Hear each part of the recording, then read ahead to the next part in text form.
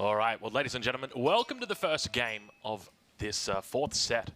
We've got Beastyqt, who spawns down on this south side. He's going to be playing the Abbasid Dynasty for us today. On the other side of the map, we've got the Mista, and he's going to be playing the Mongols in the blue trunks here, Nilly. So I want to know what you think about this matchup. There must have been a little bit of metagaming going on here, not something that you typically see. Indeed. Mongols considered to be super strong. We had the tower rush idea, but people, they're kind of changing it, right? We started this tournament with tower rushes, but I think we are moving away from that. Abbasid, typically the civilization that wants to go for the second TC early on, and Mongols, tower rush, somehow not really punishing them enough. So the big approach might be to go for a fast castle age. Now, I think this is a pretty interesting matchup as well, because my suspicion is that what has actually happened is Beasty banned King of the Hill. And King of the Hill is a map that is typically a really good French map. So I suspect Mista was probably thinking, all right, I'm going to try and take out Beasty's French here on Dry Arabia. And as a result, Beasty's thrown out the mind game, picked the Abbasid. But here we see Mista, in his perspective, already beginning to throw down some pastures. So first pasture has come out.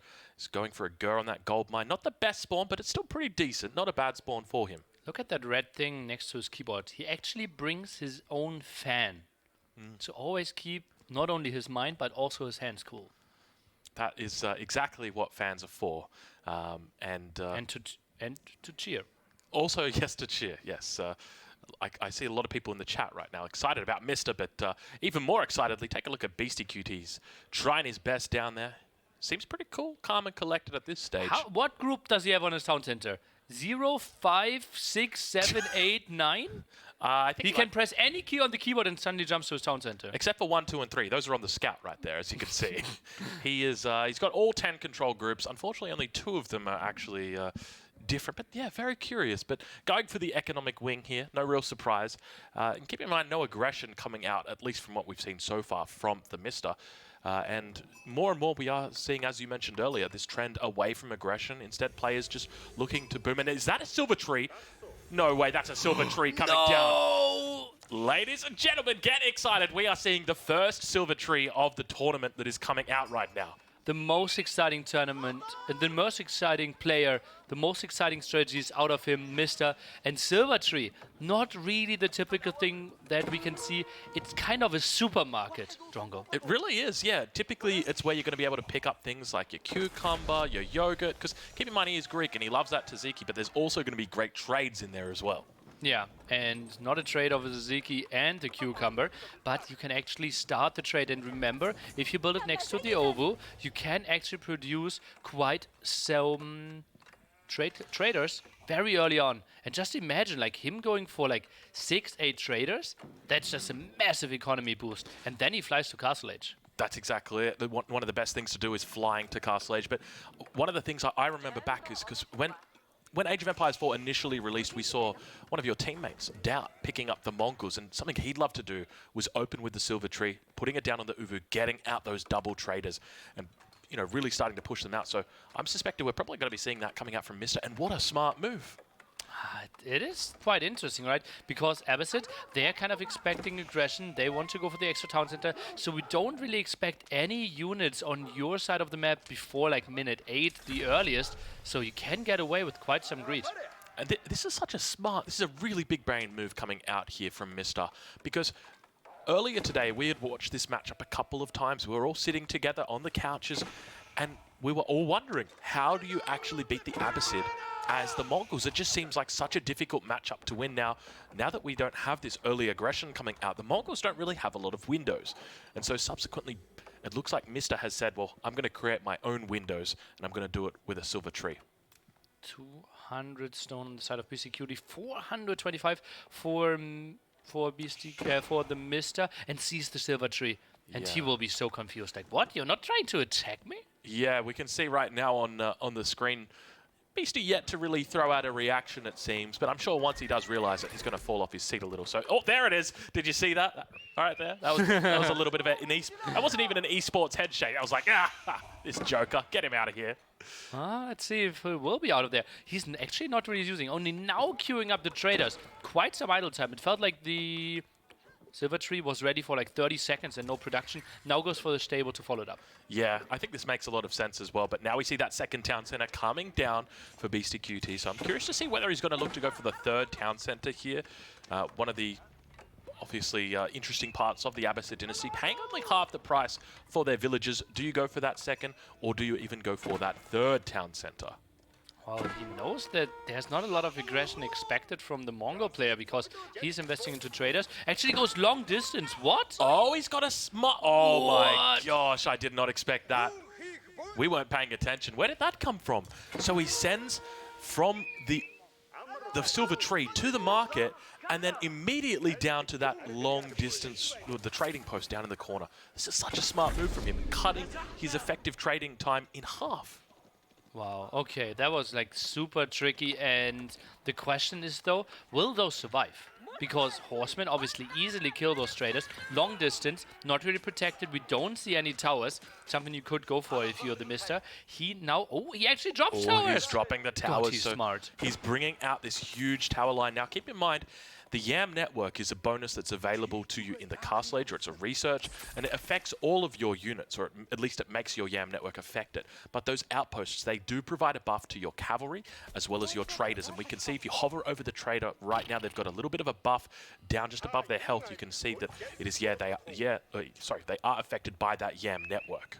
And then you can also put some more emplacements there. Could maybe deal with the raids quite nicely. He's going for horsemen as well, though, so actually not the biggest advantage. And, well, just look at Beastyqt. He's not ahead in villagers, right? Traders count as workers at the top as well. As you can see, Mr. 7 economic units ahead. This is such a smart move from Mista. I can't believe he managed to figure this one out. I was a little bit worried. I actually went and spoke to him ahead of this. I knew what the matchup would be going into this cast. I said, what do you got planned, mate? Like, you're going to need something big, and he manages to pull it out. So impressive stuff here, but we can What already did he answer? He just gave me that little smirk that he does. You know, that little, don't you worry, kid, that sort of thing. Okay. This guy's always got an answer, doesn't he? It seems like it. It seems like it. But now we continue to see these melee forces beginning to build up. Beasty also adding in some spears at this point, getting that research in. You can see he's on that global UI. He's also looking to tack in the spears. And We didn't research the YAM network yet. it doesn't need to. It will still apply at the outpost to his cavalry as well as to his traders as a default. It's only But don't you need deer stones for a default? No, so the way that it works is there's an upgrade in Age 3 that it grants you immediately, and then that affects your villagers, and then it affects all of your infantry. But without that, it won't affect it. It will only affect your cavalry and your traders. So he's utilizing it to the maximum right now. Sick. Sick. Cutting corners there, and actually built really well designed there. And Golden Come should be crazy. And he still has the villagers on top of that as well, right? Now the first horsemen are coming in, but with the arrow slits, he scares those away, has enough horsemen for the defense. This is such a smart response coming out now, but it looks like there's plenty of spears going to be out on the field as well, and Mista's going to be anticipating this. We see that he's got horsemen in queue at the moment, but it doesn't really look like it now. It looks like he's beginning to add Mangudai in. But how good are Mangudai in this situation? Like horsemen already on the field, they are faster, they also do quite some damage. I'm not that sure if Mangudai is the go-to unit. I think Spearman would have felt more natural against this. Yeah, I feel like you're definitely right. What we could probably see is Mista actually start to use these outposts, providing that YAM network. Keep in mind, it's not the buffed up one. So if he goes for spears, if he goes for archers, it's not going to provide that speed bonus. But if he goes for the Mangudai, which is exactly what he's doing, then that speed bonus is going to be applied to those units. He can then look to potentially stack that up with the Khan bonus as well and really get some race cars out there. One big difference, though, is the raidability. Typically, Mongols, very compact base. Gold, basically the only exposed resource. You always have your town center next to the wood line. Sheep under your town center. This time, Mongols, they have to defend quite a big area. Not typically where they're super strong. Yeah, that's a really good point. So we can see that he's a little bit prone at the moment, and Beasties obviously realized that. Instead of opting towards that third town center, instead of looking towards a castle age, he's instead deciding, you know what, we got to commit, we got to hit this guy before it starts hurting. And he knows how important it is to start the strike before it really starts paying off, because Mista right now, a couple more minutes and he's going to be absolutely pumping out resources. Let's take a look. First ram out now. Horseman a bit out of position. I love the Spearman addition by Beastyqt. 28 military against only 19. Ay. It's still an option for Mista to just go for the short trade, but that obviously would mean he gives up all the towers, tries to go for the ram, but will have some losses. The ram managing to survive with just barely. If we can take a look at that ram, just see what the health is on that bad boy. He's less than 50 health to go right now. Jeez, it's close, but you can see the Magnite starting to build up. It looks like he's got 2 out on the left-hand side, but now going to be looking to trade out a couple of these horsemen getting in on the fight. Now, keep in mind, horsemen don't particularly kill horsemen that well, but they do very effectively kill traders. So I'll expect that we start to see him heading in towards that resource line and beginning to take out the traders. It looks like 3 have gone down so far. A 4th one, 5th one. Nilly, this isn't looking pretty right now for our star, Mista. Uh-oh, maybe went a bit too greedy for the very long line there. Maybe he saw, okay, you're going for the big attack. Could have maybe been an option to go for the short trade line, go for the counter attack. But remember, Beastyqt 2 TCs at home, tricky to find exposed villagers. Yeah, this is really tough for him. He could try and go for that counter attack, but the question is whether he's going to be able to find anything. We can now see that he's looking to add even more spears of his own. So Mista's finally going to be moving into spears. And look at this raid coming through here. Doesn't look like those caravans are going to be going down. And Beasty going to be in a difficult position as Mista looks to try and clean this up. Oh, Silver Tree getting moved now. Traders trying to save themselves. But Mista with a reasonable defense. Population-wise, though, Beastyqt in firm control. Yeah, definitely looking quite strong. And now we see that castle age coming through. We mentioned it a little bit earlier. So he seems like he's done exactly what he needed to. He's got the 2nd town center. He's pumping out villages non-stop. He stopped the trade from Mista, and now he's looking to tech as well. Super smart move from Beasty.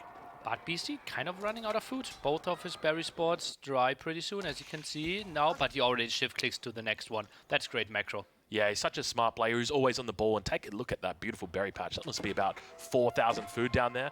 But he's got to make sure you can actually see the villagers.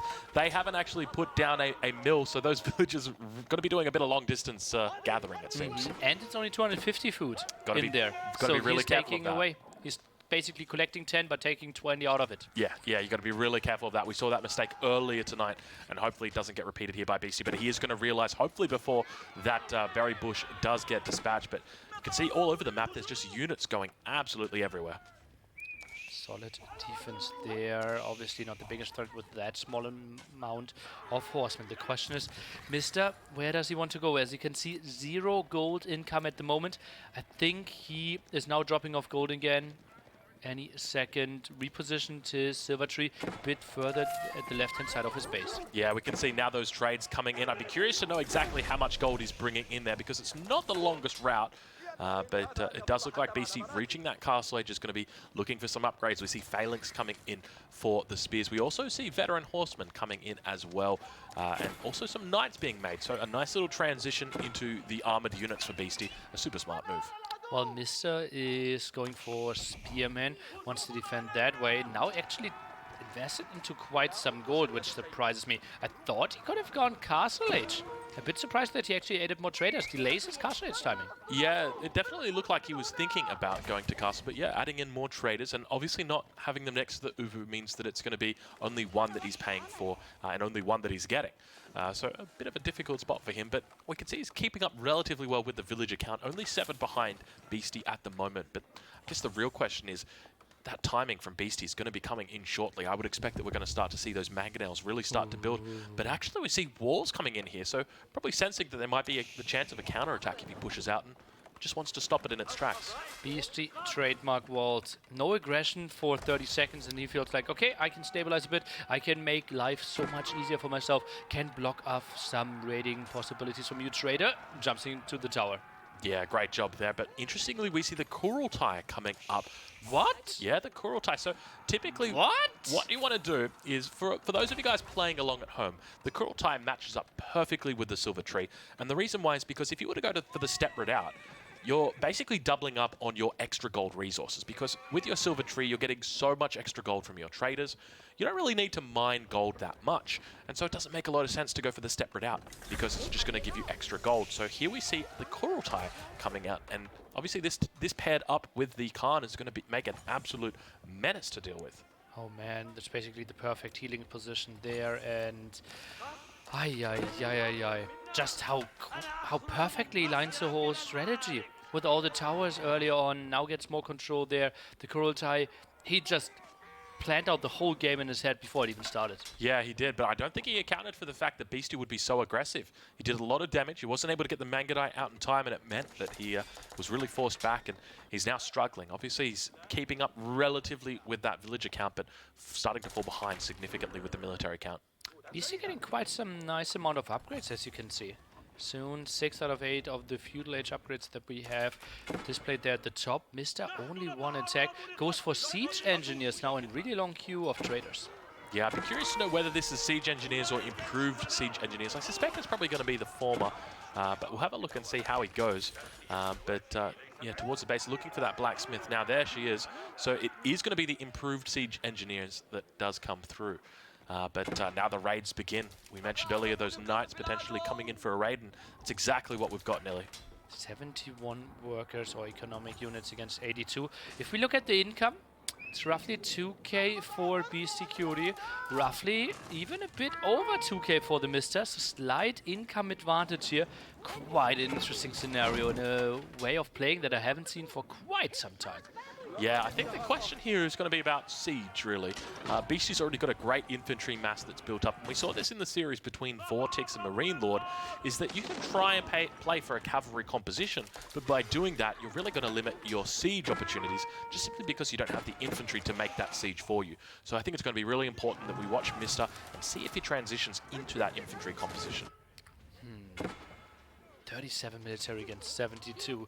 Just feels like Beastyqt is getting quite some control. Knows, okay, opponent can't be trading at this long area. Fully walled behind this one pretty soon. Horsemen trying to find some raid. Don't expect too much there, although villagers kind of walking into that direction. And this is exactly why he's got these walls timing up. Really, really good timing coming out here for Mista. He manages to spot the opening. He goes through it, but it's only horsemen. You don't have to be too worried about the horsemen.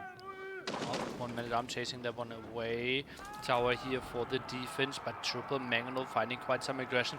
Beastyqt looking pretty strong. I think Mista needs some sprinkles? Yeah, I'm not sure exactly what he needs. You can see he's got a huge amount of units up towards the north there, but doesn't really look to pick a fight. I can't see the Khan in the action, but horsemen moving forward, trying to take out those Mangonels, managing to do so. We hear that Khan arrow going off. The Mangonel just getting completely taken out. Horsemen managed to take out the first of the 3 Mangonels, but take a look back towards that top side of your screen. You can just see that the spears are absolutely rampaging through the defensive line there of Mista, and now heading towards the caravans. I feel like Mista might be in trouble here, Nelly. Uh-oh, absolutely. Look at population heavily there for Beastyqt. Counterattack not really doing too much. And now the caravans indeed falling here. The 2 Mangonels well protected. And horsemen tried to get in there, tried to squeeze through, but the spearmen did such a good job of denying them. Yeah, spearmen here are so incredibly strong just because of that phalanx upgrade. Keep in mind, the Abbasid dynasty, and it looks like we might have ourselves a little bit of a good game. Perhaps a message sent there as well, being typed in from the Mista, and indeed, good game gets called. Beastyqt victorious in the first game of this series. Has to be happy with that one. And look at that smile. He was like, you tried it, boy. You tried it. You're a cheeky one. Cheeky effort, but yeah. No, I'm Beastyqt. You can't take me out. I'm Beasty. That's exactly it. So very well played to Beasty there. I suspect all the Beasty fans in chat are going to be happy. But at the same time, first game of the series, we've got potentially 4 more coming up this evening. So don't go anywhere as we head into game number 2. Another loss for Mongols. Wow, yeah. That's a great point. For anybody who's just tuning in, Mongols are a civilization that has risen from the top all the way down to the bottom. Yeah, second highest ban rate and lowest win rate. It's pretty weird, weird. They must be sitting at about a 31% win rate right now. So winning 3 in 10 games. That is absolutely crazy. Yeah. Yeah, that is wild. So I'm curious to see what happens in the next game. But just looking at that last game, that's the first time we've seen the Silver Tree out here. I think if Beasty hadn't been quick to react to that Silver Tree, he would have been in massive trouble. The early Ram really helped out in that scenario, obviously. But Abbasid, as we said, they are normally the reactive civilization. They go for the second townsend and then try to have the better economy and basically carry themselves by having the more income. But he realized, damn, Mista might outboom me here. Yeah. He might have the better income. And then the switch by Beastyqt went for the aggression. Nice Ram, nice Spearman. I think the strategy was really good by Mista if he went for Spearman instead of Mangodai. Yeah, I think that 100% could have worked. If he had gone for spears himself, could have looked to try and take out the horsemen of his enemy. The main issue, though, is that he didn't have that Yam network, and that's just the consequence of not taking those deer stones. That's why the deer stones are so strong, because they take that upgrade, they bring it from the castle age into the feudal age, research it automatically for you, just really empowers all those infantry units. So unfortunate there for Mista, but I'm sure we'll be looking forward to that second game, and looking forward to seeing what he can get his hands on. Well, Civ Draft would be interesting there for sure. Mista, obviously, love to see him. He just is so creative, thinks outside the box, and is just providing so many fun games. Beastyqt, was that a bit of a gift because it was a creative strategy, or is this like a crazy winning strategy and Beastyqt just had all the answers?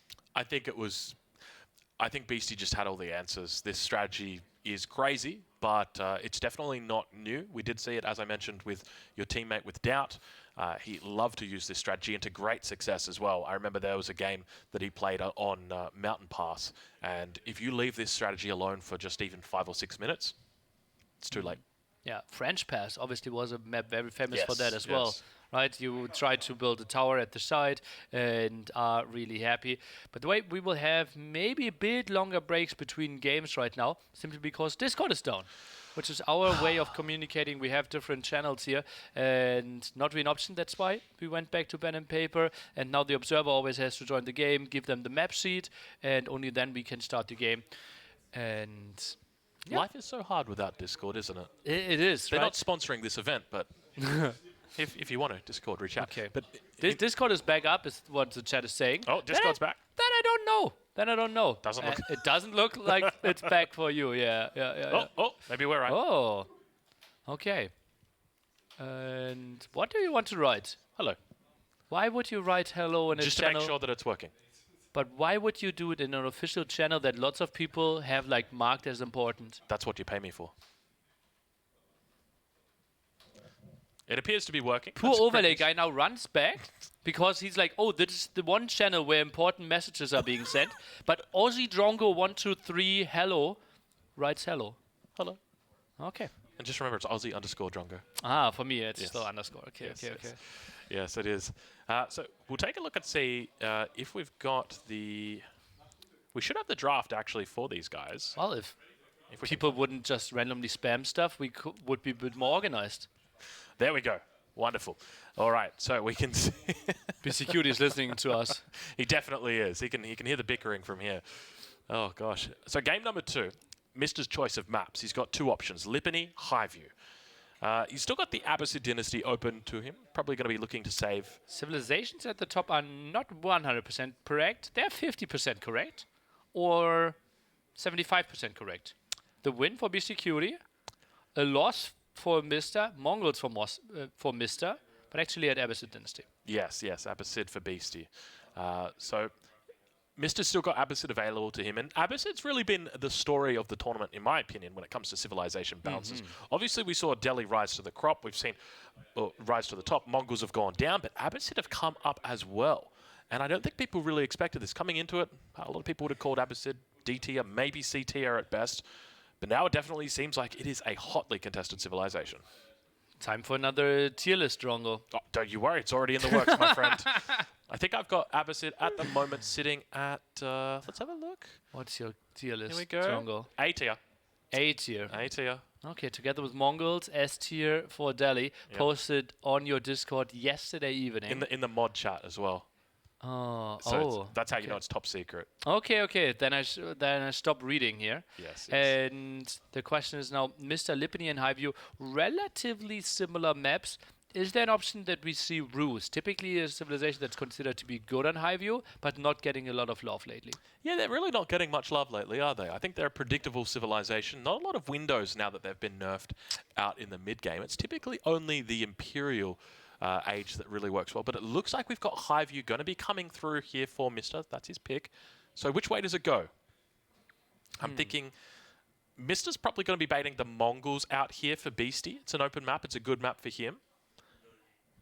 So I reckon we're going to see English for Beastie. It does say game number 3, but I assure you that is game number 2. Yeah.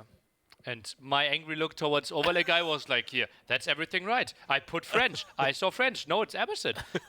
He doesn't care what we are saying, right? Even angry looks are inefficient towards overlay guy. Okay. And Mista now typing quite a bit. Not really sure what's happening. I like that he looked very happy and accomplished overlay guy, but didn't actually change the Little Abbasid did he flag. know. Look at him now. Oh, overlay guy. Yeah. Oh, we love overlay guy. But seriously, overlay guy. He did a great job with the overlays. That's why he's called overlay guy. That's right.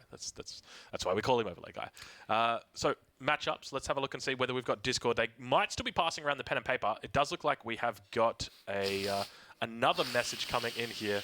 I'm just gonna have to respond to that one. Overlay guy writing hi. This like we have like different tiers, right? We have player chat. We have caster chat. Then we have like super important, only important information between the observer and player chat, that the show is running as smoothly as possible. Aussie Drongo, hello.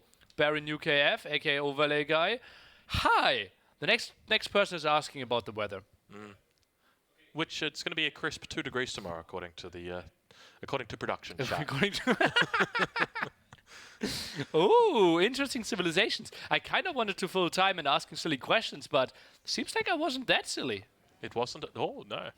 Ladies and gentlemen, welcome to game number 3, some would have you believe, but in fact this is game number 2 of N4C. It's the 4th set of the day, the final set of day number 4. Beastyqt up against Mista. And we will have the Mista playing with French, Beastyqt with Rust. That is incorrect. The other way around, Mista actually will have Ruse, and we are following him here. Tries to get those wolves close by. Oh, now we've... this is a pretty interesting matchup. I'm a big fan of this matchup. Typically, you're going to see a lot of professional scouts coming out of this one. It's going to be really important for Mista to look to try and take control in the early game. At the same time, Beastie wants to try and get as many scouts as he can. The question for me is really going to be what the win condition here is for Mista, because now that we've seen the Rus begin to fall off, they've only really got that one window in the Imperial Age. That really seems to be about it. The other exception is, of course, early castle. But do you want to play for 30 minutes and then go into a super late game against Beastyqt when he has the option to stonewalls? You don't. Oh, I'm not sure, even if you have the Civ advantage, that that's the craziest scenario that you want to go for. I actually think, yeah, Horsemen got nerfed, but did they get nerfed that heavily that they're not viable anymore? I think it's definitely a viable option. In this matchup, it's going to be curious to see whether we actually see Horsemen or the Knights come out, because typically what we've been seeing players do is just go for 1 or 2 Knights, look to harass wood lines, look to harass gold mines, and then start moving into Horsemen, just because they so much more effectively counter the archers of the enemy. So whether we see Mista opt for cavalry, or whether we see him go for spears or archers, it remains to be seen, but I suspect we might even be seeing him open up with a barracks. I wouldn't be surprised. Okay. Well, certainly makes defense easier against potential Horseman Knight raids. Deer in the back, not taken. And Ruse so strong on this map because we have so many wolves.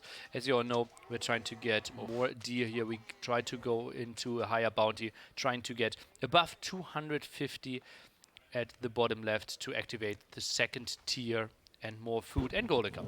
Yeah, typically if you can look towards that 250, right around 4 or 5 minutes, you'll be very happy.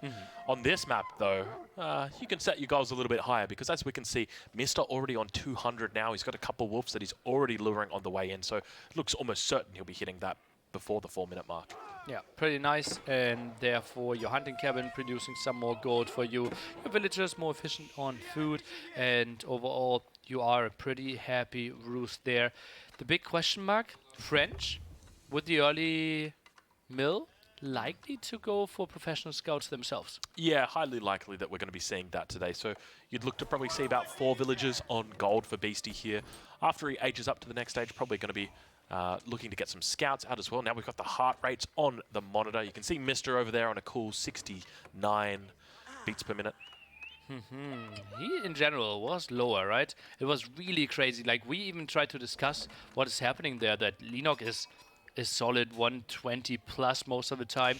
And Mista, I don't want to say he doesn't get excited easily, but at least his heart rate isn't going to the sky. I think even in that game up against DeMusliM, he got up to a very high heart rate of 82. I think it was. 82, Yeah. so like 180 for other humans. Yes, 180 for other humans. This guy is a freak of nature. Now, keep in mind, he's also a farmer. When he's not playing Age of Empires, he is farming. Yeah, so very physically fit, right? He's like, I think, eating pretty healthy, for at least from what he wrote down in his wish list, what he wanted to eat, and therefore, maybe very low heart rate. We see that age up now coming through. You can see Mista's doing a pretty decent job of luring back these wolves. He's got a couple here. He's got to be careful that these wolves don't get taken away. You can see that Beasty's going to be trying to contest this. He's got to be careful of that town center. He's going to begin firing down on the wolves. And let's see if Beastyqt goes for a bit of a snipe. He does indeed. He manages to take the 25 gold off Mista. So very cheeky from Beastyqt. He'll be happy with himself after that one. Wow, what a sweet snipe, long distance there. Timed perfectly against the town center. Wooden fortress now coming in. That was a nice move. Yeah, that was really nice. One thing that we've actually seen players do is actually change the aggro of the town center onto the second wolf or onto the enemy scouts just to try and force that shot to come out a little bit early. So unfortunately from Mista, wasn't paying enough attention, wasn't playing enough mind games that time, I think. Mista still didn't use his wooden fortress, right? I don't see that he is going for professional scouts. Okay, now he's using it. Professional scouts might be coming in here. Yeah, could be Still coming in making gold. shortly. He's sitting on 345 bounty. It's a fair amount. But he's going to need to at least do one trade if he wants to get up to that 275 mark. Beasty, on the other hand, professional scouts on the way. He has 355 bounty. He should have enough here. Like, why is he not using his golden gate? He has endless amount of wood. Mista is going for a second town center. Oh! I did not expect that. It's a pretty smart move. That's quick. Yeah, this is a really quick town center. So this definitely changes the landscape of things. You know, I spoke earlier. Textiles. Okay, this is a smart move. So he is looking to be really defensive here. By taking textiles, he says, okay, I know my enemy's probably going to attack me. I need to make sure my villagers do not die. And that's such a smart move. Is he the most entertaining player we have in AoE4 right now? It definitely feels that way. He is just... there's just so many variables with the guy. But speaking of variables, one villager going to be going down. Got to be careful. That second villager might go down here if he's not careful.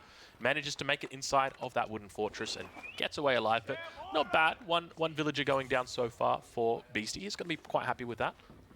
Next YouTube series on Drongo's channel, the Mista Watch. Mr. Watch indeed. Yes. I'm looking forward to that. That's great. The Mista. Only need to find out which Smurfniks are. Yeah, that's the hard part, isn't it? Yeah, it's going to be... Yeah, there's a lot of barracks enjoyers. But speaking of barracks, he opens up with the 2 barracks, so looking to be a bit defensive here. But this definitely changes the landscape for this matchup, because normally the French would be the one in the driver's seat. They'd be looking to hit all of their timings. But now Mista has taken that, and he said, well, hold on a minute. I'm going to make a second town center. You have really got to come and kill me now. And it's going to be so hard for him to do this. Tricky situation indeed. Wooden Fortress also helping out. Scouts now jumping in. Spearman for the defense doesn't even need to go that far out. And the only good thing is that Beastyqt is doing a really good job of denying professional scouts simply because the Mista didn't go for it. But also that means he will get more scouts. Yeah, and I think that's definitely a window that Beasty's going to be looking for, so he can deny the hunt from his opponent. Now, obviously, Mista has got those Raxes out, so he's going to be looking to try and secure those hunts. But keep in mind, when you're playing the Rus, it's really important to get out onto those hunts. So we might see professional scouts coming out from him. We might just see him place down a hunting cabin and look to actually take in that hunt himself. Would be rather exposed for sure. I'm surprised double barrack, something we don't see too often. You mentioned one early barrack, makes lots of sense. Don't you think that like Beastyqt with a big commitment to archers could do quite some damage? I think right now the best play for Beasty, and it looks to be what is going. So he's brought out a couple of knights. He's just looking to take out villagers here, keep the pressure on, keep the enemy in his base. At the same time, he's bringing his hunts in with professional scouts, so super smart move, and at the same time looking for that age 3. Once he gets to age 3, he's going to go for the guild hall. He's going to put that bad boy on stone. At the same time, he's going to be dropping down barracks. He's going to be looking to switch into man-at-arms, and he's going to do a man-at-arms timing push with that guild hall. And you might be wondering what the guild hall is all about. So we're going to look to potentially see 1,100 stone on that guild hall. He's going to be dropping down a castle. He's going to be dropping down a town center. But we'll see. That's the spaghetti I've thrown at the wall, Nilly. Let's see if it sticks. Okay. That's my suspicion. I'm sticking with it. You're thinking as far ahead as the Mista is apparently. Long-term plan here potentially for Beastyqt. 1100 stone, what he's aiming for apparently. Obviously we will see quite some Age of Empires 4 before that one. And yeah, you mentioned it. Going out with the hunting cabin, also goes out with the wooden fortress. Wants to get those deer. Yeah, so this is such a smart move, and something I love to always talk about is the beautiful synergy that comes out here with that wooden fortress. So it manages to hold 8 slots for villagers instead of just the 5 slots. So it means you can put a few extra villagers out there. And this really combines well once you start getting out towards those boars, because the perfect number for villagers on those boars, it's 8 villagers. Beastyqt, as you can see, pretty fast on his keyboard and really focused. Look, still tries to find some more kills. Did a really good job of getting his knights low, but not really losing them. Saw some army coming over, and we can see Guildhall. The big question will be, you said he will put it onto stone. Would love to see something after that. Yeah, we can see right now that he's not gathering up any stone. So my suspicion is that that will be the case, but we'll have to wait, we'll have to see. Typically, they're going to be aiming for 1,100 stone because it's going to be 800 for that keep and then 300 for a second town center. And once he gets that second town center, he's going to be able to capture, or catch up to, rather, the Mista. Let's take a look. Guildhall now. No, we are switching to Mista, who's trying to intercept those scouts coming in. And Beastyqt, no reaction. Might find 2 kills. 1, none. What's happening? Oh, it's so close. I don't know whether he got that one in. It looks like he has taken it down, but he is going to bring those 2 deer quite close to the town center. You can see now Mista intent on getting up himself, immediately trading out all of that wood. He says, I've got to get myself up to the castle age, and I've got to do so immediately. Okay, now we have the resources the moment we drop off some food, and likely to advance with the Abbey of Trinity there. Still has reasonable map control with his spearmen, so I wouldn't mind to see him try to contest those relics. We didn't really take a look at them. Reasonably fortunate for him. If he builds them next to his deer, 3 at the left-hand side, 2 more in the center, right-hand side. Yeah, I think it's pretty fair. If we could take a look at the Guildhall, I'd be curious to see whether that is on stone, whether he's looking to put it on something else. Actually going for gold here. So looking to probably play it a little bit more offensive. We can actually see he's going for the Veteran Knights and actually going for the Cantled Saddles upgrade. And look at that. That's no Abbey of Trinity, my friend. Oh, he's going for the High Trade House. Who is this guy? He just maybe has an unusual landmark challenge today. He's looking to win his series with the unusual landmark challenge. We've seen 3 out of 4 landmarks from him that we have not even seen once in this event. High Trade House generates gold, similar to a hunting cabin, plus also spawns deer. And with those deer, you will actually advance towards tier 3 when it comes to your bounty system. Yeah, this is such a smart move from him because it's going to guarantee that he hits that tier 3 eventually. So a great move for his late game economy. And you can see he's actually got 8 villagers out on stone at the moment. He's managing to get somewhat isolated out there, but now looking to try and fight up against these spears. You can see the horsemen, or rather the veteran Royal Knights out here, trying to hold on. I'd be curious to see the High Trade House exactly give what me it's getting. Oh, click twice. Oh, 38 gold a minute. It's next to the hunting cabin. They cancel each other out. Yeah. That's terrible. Ah, he should have deleted the hunting cabin. Then he gets like 180 or something out of that. Yeah, because it doubles. Oh, gosh, that's a huge mistake from Mista. That's basically like 2 relics is just thrown in the bin. Oh. And on this map as well, it's such a great map for the High Trade House. Take a look down towards the south of the map. There's actually 3 forests that all block together.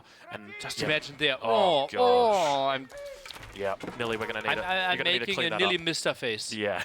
Honestly, with that one. That could have been like 250 gold per minute. Yeah. High Trade House. It's not pretty, but that's okay. He's going to be looking forward. We see a monastery actually going down. This is something that people often throw around that question, you know, is the monastery, is it just worth not going for the Abbey of the Trinity and instead just going for a monastery? But take a look how long it has taken him to get that monastery up.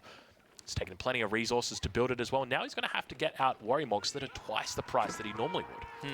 And with that High Trade House, my answer is clearly no, it's not worth it. In general, maybe he felt, okay, I have the map control. I will still have the map control in 2-3 minutes as well. So he felt that is not the rush. But look at that, Beastyqt also thinking about relics. Yeah, this is smart from Beasty because he knows that his enemy is going to be on that high trade house. We saw the raid come in. He's going to spot that, so he's going to be able to contest these relics. So smart moves coming out from him. But take a look at the village accounts. Relatively even at this point. Mista not ahead at all. Second town center here for Beastyqt. That's kind of weird, right? Only 4 workers ahead. Although he had the second town center for so long, maybe he can find some kills. Did Mista lose some villagers that I forgot about? Yeah, it could have been that. It also could be the fact that he's playing up against the French. Typically, French going to have a few more villagers out than the standard civilization. And yeah, once we see that second town center up, it's going to be just Beasty to the moon, really. Abdelitier now mixed in for Beastyqt as well. Wants to deal with some men-at-arms that aren't really in the queue. Mainly spearmen for now. And the big question mark is Mista. What does he transition into? Yeah, this is a tough position for him. Is that a third town center that we just saw go up there? That's the second town center, I believe, for Beastyqt. Okay, gosh, I thought it was in a different position. He may have changed it, but yeah, that's a good question. What does Mista go into in this spot? Because now his enemy is going to be matching his economy. And once again, we sort of head into this position. Well, what is Mista's win condition? And it really just seems like it's the late game. So he just needs to try and extend that. And typically, you'd want to go defensive if you're trying to play for the late game. So I'd hope to see crossbows coming out from him, some sort of ranged unit. But it looks like it's going to be lancers or knights. Yeah, indeed, knights here. And that's the big question mark. Like, your knights against French knights, not a lot of stuff going for you, right? You're behind in upgrades. They can heal eventually if out of fights. You have to count on a better economy, but that's not even what he has. Like, yeah, 8 villager advantage. I still think Knight v Knight fight has to be better for the French. Yeah. You think it's always going to be better for the French. They've got the chivalry, the canted saddles. They've got so many great upgrades available to them. But we can see that Mista is very intent on going through that knight route, getting the veteran knight upgrade as well, or just bringing that up to the standard castle age. But arrow slit's now going to be coming through for Beasty here as well. So looking to secure up the extremities. I'd love to take a look from his perspective and see exactly what he sees at this point. Because keep in mind, we are on high view and there's not a lot of line of sight. Take a look at that town center. No idea what's going on. Wallalol down towards the south. What do we have going on down here? It looks like it's just a good old-fashioned... Wallalol. A good old-fashioned Wallalol. And unfortunately, might potentially be going down here. Pretty likely that the warrior monk actually makes it home. Okay. Yeah. And that monk, pretty sad about it. Yeah, you can see Beasty had the monk right in tow, so he was ready to pick up that relic in the event that it went down, but I think he just realized there were way too many units there. But yeah, once again, I want to draw your attention back towards that north town center. So this is the consequence of the stealth forest just being right around the edges of that town center. You can barely see out the windows there, Nilly. So weird, right?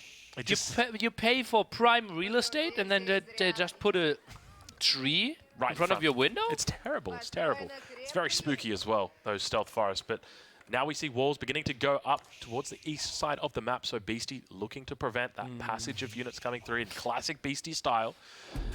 I got a little bit of a fear coming through my bones right now because Beasty loves to play the late game and he's very good at it. But by the same token, TheMista's playing the Rus, which is a civilization that excels when it comes to the late game. Yeah, big question, right? It might be like, okay, Beastyqt slightly better as the player there with his macro, Mista slightly better with the civilization.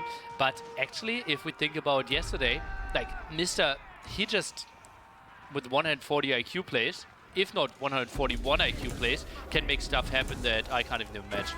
Yeah, it's a really good point. He is always looking out for those plays. But speaking of looking out for those plays, we can see that Mista is valiantly defending his relics as Beasty came over to his side of the map, tried his best to steal it away, but not going to have a lot of luck here because, unfortunately, that warrior monk just got his hands on that relic and denied it out from him. So now we see more knights coming into this wood line, going to be taking down more villages this game. Now keep in mind, village count pretty even at this point. In fact, very even at this point. Textiles early on, obviously helping out a bit more, but not a lot of units there to really protect them. Spearmen coming over, and those are some villager losses. Not all of them can fit into the wooden fortress. Warrior monk trying to scare those away. Does a reasonable job.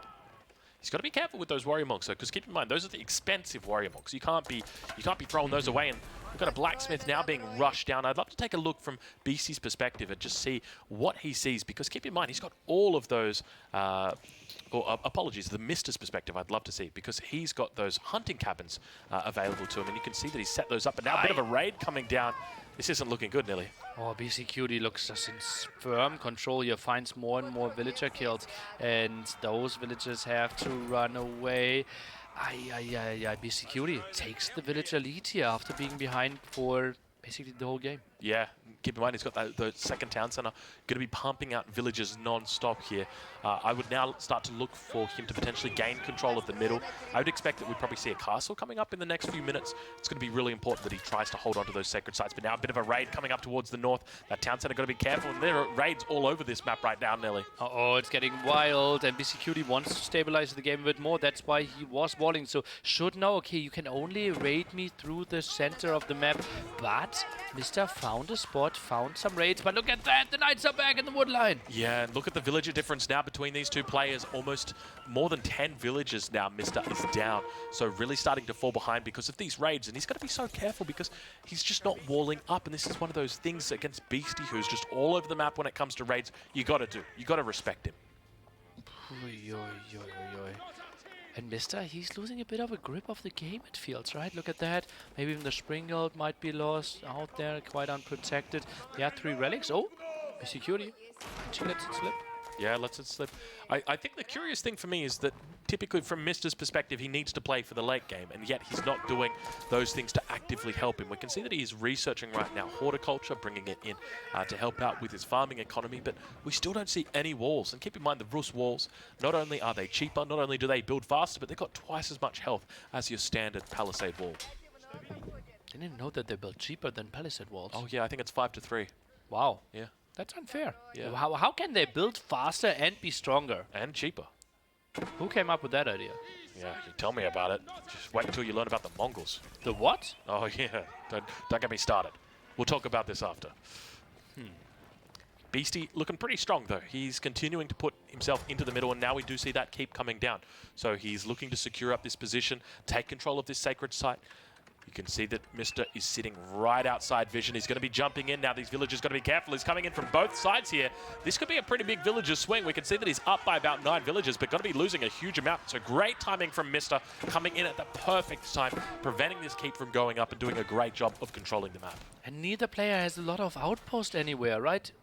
Stealth 4 is just so efficient here, and that keep is cats at 130 population against 136. Extremely close, and that was a brilliant pick-off by Mista. Nice map awareness. Yeah, really smart move from him to be out there on the map, because that was something that I pointed out would probably be happening shortly, and exactly like clockwork, Beasty goes for it. It gets punished, and now we've got more units beginning to move out. This could be bad.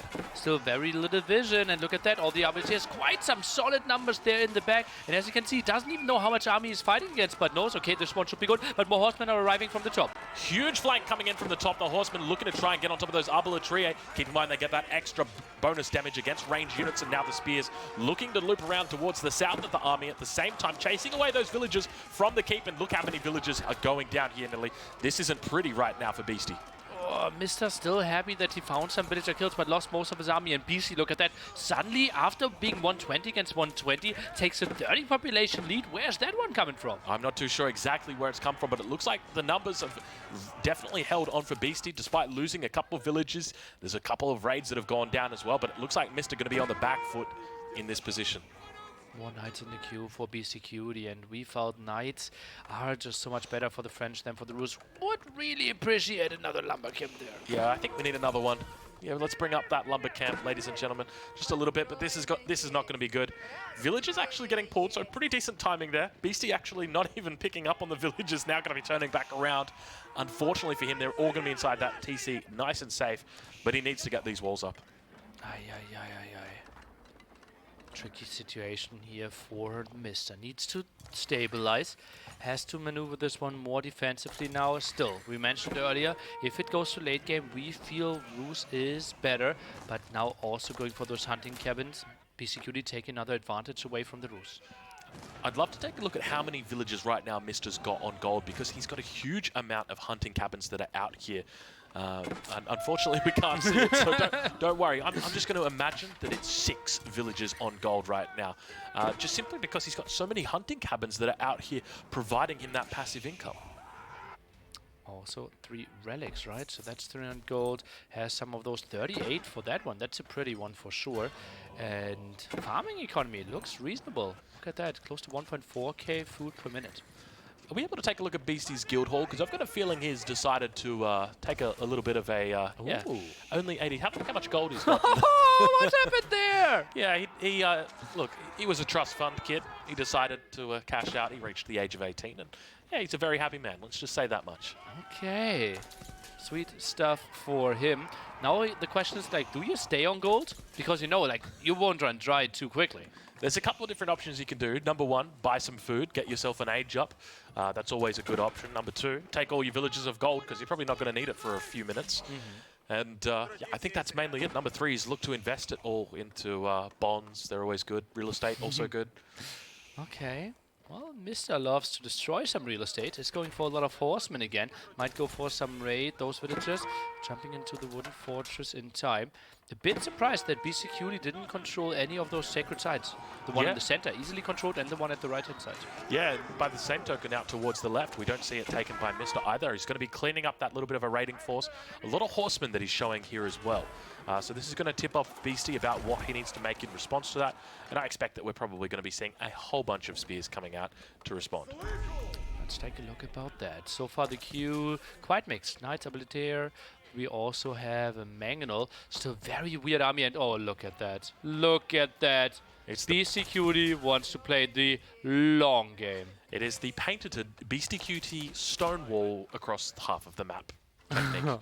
He loves to do this. I mean, whenever we watch Beasty, he likes to play games very safe, and with great reason. He's playing up against Mista. Now, keep in mind, in the earlier series that we witnessed yesterday with Mista, he went for 2 landmark sniping victories.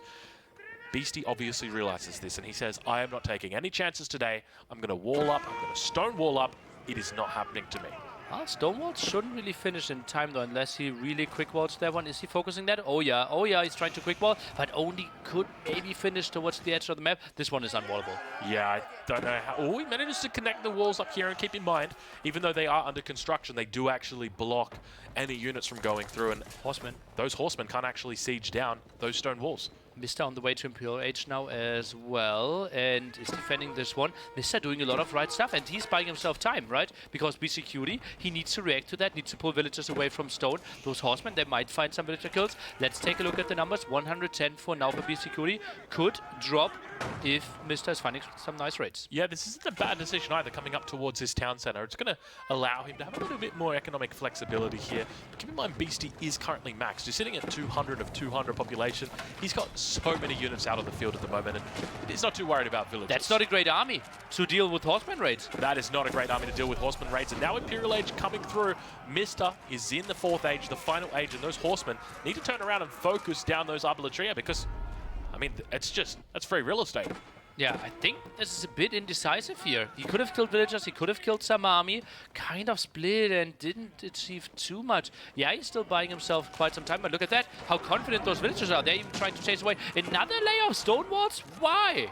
Yeah, there's a lot of stone walls going down. We can see there's stone walls actually all over the map at this point in time. Stone walls out towards this sacred site over on the right-hand side. Stone walls in the middle of the map. There's just stone walls everywhere, and it's all just to stop these raids coming through. Okay, tries to find some more kills. Still the good defense. More deer spawning there. We see the level tier 3 bounty tier level 3. Why am I? What's happening with my head? You can see that he's tier reached 3 the 3rd bounty? tier of bounty. Okay, let's work with that. Yeah, he's up to 555, and that's going to keep going up for the rest of the game because that high trade house, it's the equivalent of like 6 farms or 6 villages on farm for the rest of the game. So he's going to be happy with that. Just a constant trickle of gold. But speaking of trickles of gold, take a look at the trickle of gold that these villagers are going to be slowly but steadily bringing in towards the base. These guys are doing a bit of a long-distance mine. Mista going to be trying his best to actually take out these Arbitria, doing a pretty decent job. It's not a great fight. Well, certainly not. Horsemen still happy to take that one, and they did quite some damage. Bought him quite some time. Look at all the upgrades that Mista is getting. These are red villagers, and they find themselves in the blue base. And I don't know about you, but that's typically not where you want your red villagers to be. Unless you're red. Why would you want them in the enemy base? Because you didn't say enemy base. Oh, okay. Well, unfortunately, the red villagers do get completely mauled. I think he might have been going for an advanced keep, I guess. He's got 1,300 stone in the bank right now. So I guess that's one of the options that he was looking for. Maybe it was prevented. I'm not sure exactly what happened there, but there were 8 villagers just standing by idle. But they do fall back towards the center, and we can see that right now there are red palaces going up down towards this south position. What is this all about? What is he looking to control with this red palace? Wood control, apparently, and even more stone walls. Look at Beastyqt, how methodically he's playing this one. He's just trying to zone out Mista from more and more map control. And this is really ugly to play against. Pop 150, some smile by Mista. What is happening here? Is that a GG that he's typing in? No. Or is he just readjusting? What's going on right there? He was, putting up the sleeves. Now he's starting to play. Yeah, that was a little bit more than the esports head shake right there. That was, that was the sleeve pull. That's a classic. You can see right now, taking a look at his desk, he's got something in between his arms, but he's definitely pulled up the sleeves. Now we are getting serious, Nilly. Uh-oh. Before that, Castle Age, he didn't really care. It's just here to get to Imperial Age. Now goes for more control here. Siege, Streltsy. Oh, he's going for the ideal army composition for the Rus. Yeah, the APM has been turned up. It has been cranked up all the way, ladies and gentlemen. You thought these speakers only went to 10. The good news is they go to 11, and the Mista is well and truly on the way. You can see he's trying to defend that attack. Beastie, just look at the map control that he has got. Oh yeah, look at that. It feels like 60% already with some neutral area as well. So much stone. Red Palace controlling there quite nicely. Bombard as well. And that might be a good raid. Goes for Spearmen and Men-at-Arms. That's a bit surprising after seeing Streltsy. Yeah, this is an interesting move from him, but at the same time, I do love the way that he's playing this. Very methodical in this Imperial Age. Obviously, we came into this game, we knew that going up against the Rus, they are very strong in the late game. It seems like the only appropriate move is to really secure up your flanks in the late game and really try and focus down the center. And I think Mista honestly should wall as well. It's just so easy for the French player now to make life hell for you. Although lots of wooden fortress which are controlling the raids quite nicely as well, so I don't mind it too much. But still, just wall of the right hand side, wall of the left hand side a bit more. Make life easier for yourself. Yeah, I agree 100%. Look, I think doing the no-wall challenge is absolutely fine in the ranked ladder or in the quick match ladder, but when you come to $100,000 tournaments, leave the no-wall challenge at the door. Only play the unique landmark challenge for that day. Not 2 challenges in one day. That's typically the way I'd do it coming into a game like this, but you can now see that we've got a bit of a push coming through the middle. Beastie trying his best to end the game, and it looks like we've got another keep going to be coming down here. Mangonel's firing off on that wooden fortress. You can see just how much damage they managed to do. That keep in a great position here. I don't know how he's going to be able to hold this going.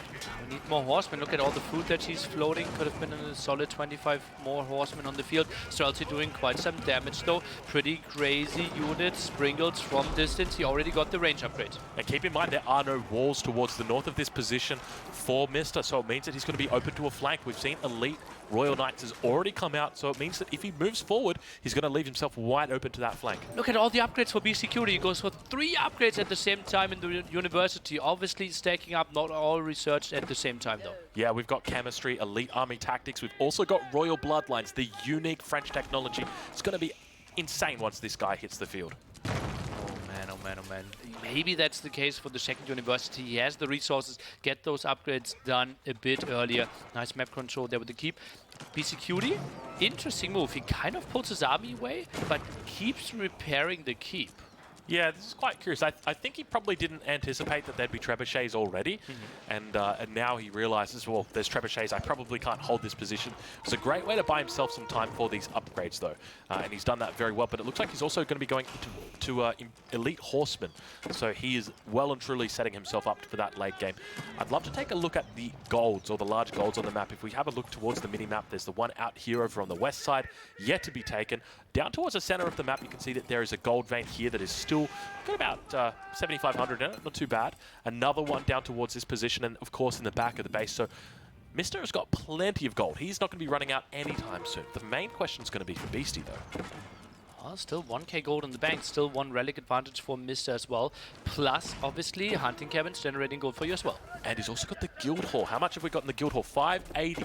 So still got a while before that that large deposit comes through. But now we see that infrastructure being added in for him. These guys really setting up for the late game. And take a look at that stone wall coming in. I mean, at this point, I suspect Mista probably thinks he doesn't even need walls because Beastie's made enough for both. Yeah, potentially. The thing is, though, Mista only wants a one-dimensional push through the center. So all those side walls are, relatively speaking, irrelevant for the outcome of this game. It is just like, is Mista being able to break Beasty in the front? Yeah, I'd love to see a little bit more behind the scenes, just towards the center of the map and find out where all those stone walls are. I'm just trying to picture it in my head because I know that eventually Mista is going to look for that horseman strike upon the enemy base, but we can still see that it is quite open. If he wants to run 200 horsemen through there, he can do that. Yeah, for now 84. Not really sure what's happening with Mista. Is his arm hurting or something? Not looking too happy, readjusting his hoodie a bit there. And he looks a bit distracted. Yeah. But last time we jumped in there, he was flying over the keyboard. Yeah, he turned the APM up to 350, but it looks like he might have blown out a tire, unfortunately. He's trying his best. I would love to take a look at his POV and just see what kind of APM we're dealing with at the moment. Gold not that high, gets the resources on the map, as you can see, somewhat strategy, somewhat traps. A bit surprised how many traps we see. What's happening? Why don't we see bombards? Yeah, typically you want to avoid going bombards against the Rus as a civilization, just because of that extra range. But here we can see Mista, he has finally starting to wall up. So the 34th minute of the game comes in, and we finally see it. So typically you don't want to be going those trebuchets against or you don't want to be going bombards against the Rus just because of the range of these Springalds. If you take a look at these Springalds, 13.5 range, the longest range of any Springald in the game. But why isn't the Rus player going for 2-3 bombards? That's a great question. Okay, we don't know. Yeah, we don't know. Reasonable answer. Yeah. Traps still obviously more range, so you can protect them a bit easier. Look at all those keeps as well. Nice map control by the Mista. Moves around a bit more, builds some more farms there, and yeah, just so many hunting cabins that we saw. This natural gold income without villager investment has to be really solid. Yeah, this is super smart from him. Obviously, he's got the sacred site, he's got the relics in the bag, also got those hunting cabins, and of course the great trade house. But let's not talk about that one because it could have been amazing. But still no walls really coming up on this north side for Mista. He's only walled up that south side where there's not really a lot of attacks through, but he is pushing slowly and steadily through this middle. 2 sacred sites for Beastyqt. So right now, if we count sacred sites and relics, even income of 400 there per person. And Mista, not really sure what's happening there. He feels a bit distracted. Yeah, once again typing something in. I'd love to know what he was typing in there. I think he wasn't typing. I think he was more like adjusting his hoodie multiple times. I always feel like he's typing something like... Uh-oh. Horsemen are coming in now, trying to snipe those traps. Traps got to be careful. We see them moving back. Needs to pull villagers to make sure these traps don't go down. You can see the horsemen really committing to that trebuchet. Do manage to take it out, and now going to be able to move through the base of Mista because there are just no walls here. It's something that keeps coming up. This no wall challenge, terrible timing. Sneaky villagers on gold there at the edge, and look at that, he's now going for the main gold mine in the center, and this is the big push. This is the army that we said will be extremely tough to stop if you're French. Yeah, so this is exactly where Mista wants to play right now. You can see he's got plenty of resources in the bank, so I'd expect that we'd see him drop out a bit more infrastructure, slowly pushing up with these outposts or these wooden fortresses as well. You can see him just moving up his units ever so slowly, just scouting out, but we see another raid coming in towards the base, and his villager count beginning to dwindle. He's sitting on 81 villagers at the moment compared to 113 for Beasty. Beastyqt has all 12 military upgrades in the blacksmith that are relevant for units. On the other side, we only see 5. Could easily see some more attack. Obviously for Streltsy, it gives you another attack. Relatively speaking, not a lot though. Yeah, these guys do typically have, I think it's 35 base attack up to 42 with chemistry, so 43, 44, 45. It's not that much, so you don't really need to worry about it. But we can see that army just standing idly by for Mista at this point in time. But it's such an important game for him to win. And now finally it looks like some more walls coming out, but I'm starting to feel like it might be too late. Well, he still popped 200, right? He dealt with those raids, and right now I'm a bit scared for Beastyqt. If he raids too many villagers, the army of Mista will become stronger and stronger, and then you can't stop the army in the center anymore. The only thing that is missing by Mista is the killing siege, the moving forward siege, because he's camping right now. Just imagine if you like 3-4 bombards, he would just be pushing into Beastyqt's base so much faster. Yeah, and we can now see there's a little bit of a massacre up on this stone mine. Streltsy doing their best to try and take out those villagers, and they're going to be moving down towards this cannon that's over towards the left. You can see that the cannon just... What is that cannon doing? Did you see that cannon? Chilling, yeah. Next to the hunting cabin, just having a good time? Is it having a good time though? It's having a great time, look at that. He's having out in the woods. Yeah, he's doing his own little bit of hunting. But unfortunately one of them's collecting gold, the other one collecting dust. Beasty looking pretty strong, though. I mean, we can see that he's continuing to add in and reinforce this army. But Mista is shutting down these attacks. I mean, he's got the 3 keeps that are up towards the west of the map. He's keeping that sacred site nice and safe. But now moving towards the center, we finally see bombards coming out for him. More cavalry for Beastyqt is something I can see, but also adding hand cannoneers. How well are hand cannoneers doing against the army composition of Mista? Not very well, unfortunately. So hand cannoneers are much more expensive. So 90 and 90 for the Streltsy versus 120 and 120 for the hand cannoneers. For the Chinese, they've got longer range, but Beasty not going to be playing the Chinese, playing the French instead. Yeah, do not trade that well. But now we see a push coming out. A lot of crossbows in the back here, Nilly. We can see down towards the south, those horsemen going to be moving around and looking to try and take down those siege. But look at the Springles just effectively taking out all of the siege on the back line. Beautiful micro coming out from Mista as he takes down the majority of those Mangonels. A single Mangonel remains, and it's going to be not too long for this world. Mista looking incredibly strong in this position, and you can see just how strong the Rus is in this late game situation.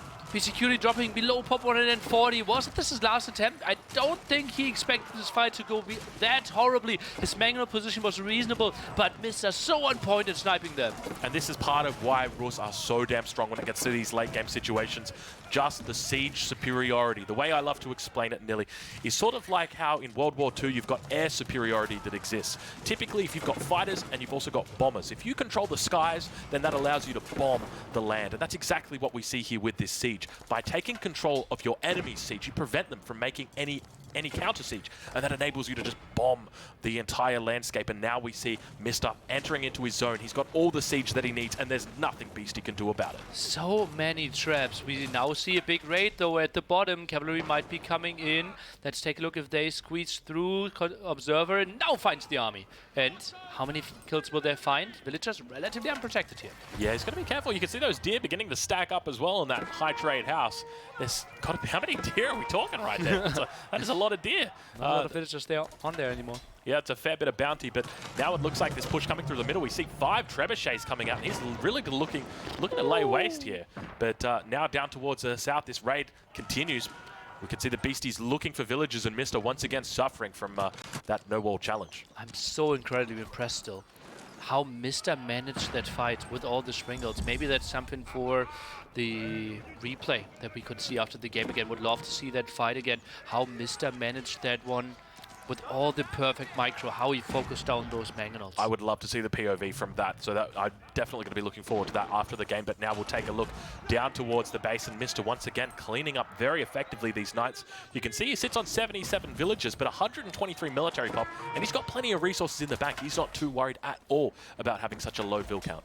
Yeah, endless amount of wood, gold. He can go for so much siege. He can easily add 10 bombards here if he wanted to and just roll over everything. But he's also happy, just collect some more food, add the Streltsy numbers. I'd love to know, Mista went up to the next stage with the high trade house. Whereabouts is that positioned? I'm assuming it's towards the front here. Oh, sorry, not the high trade house, the high armory. I apologize.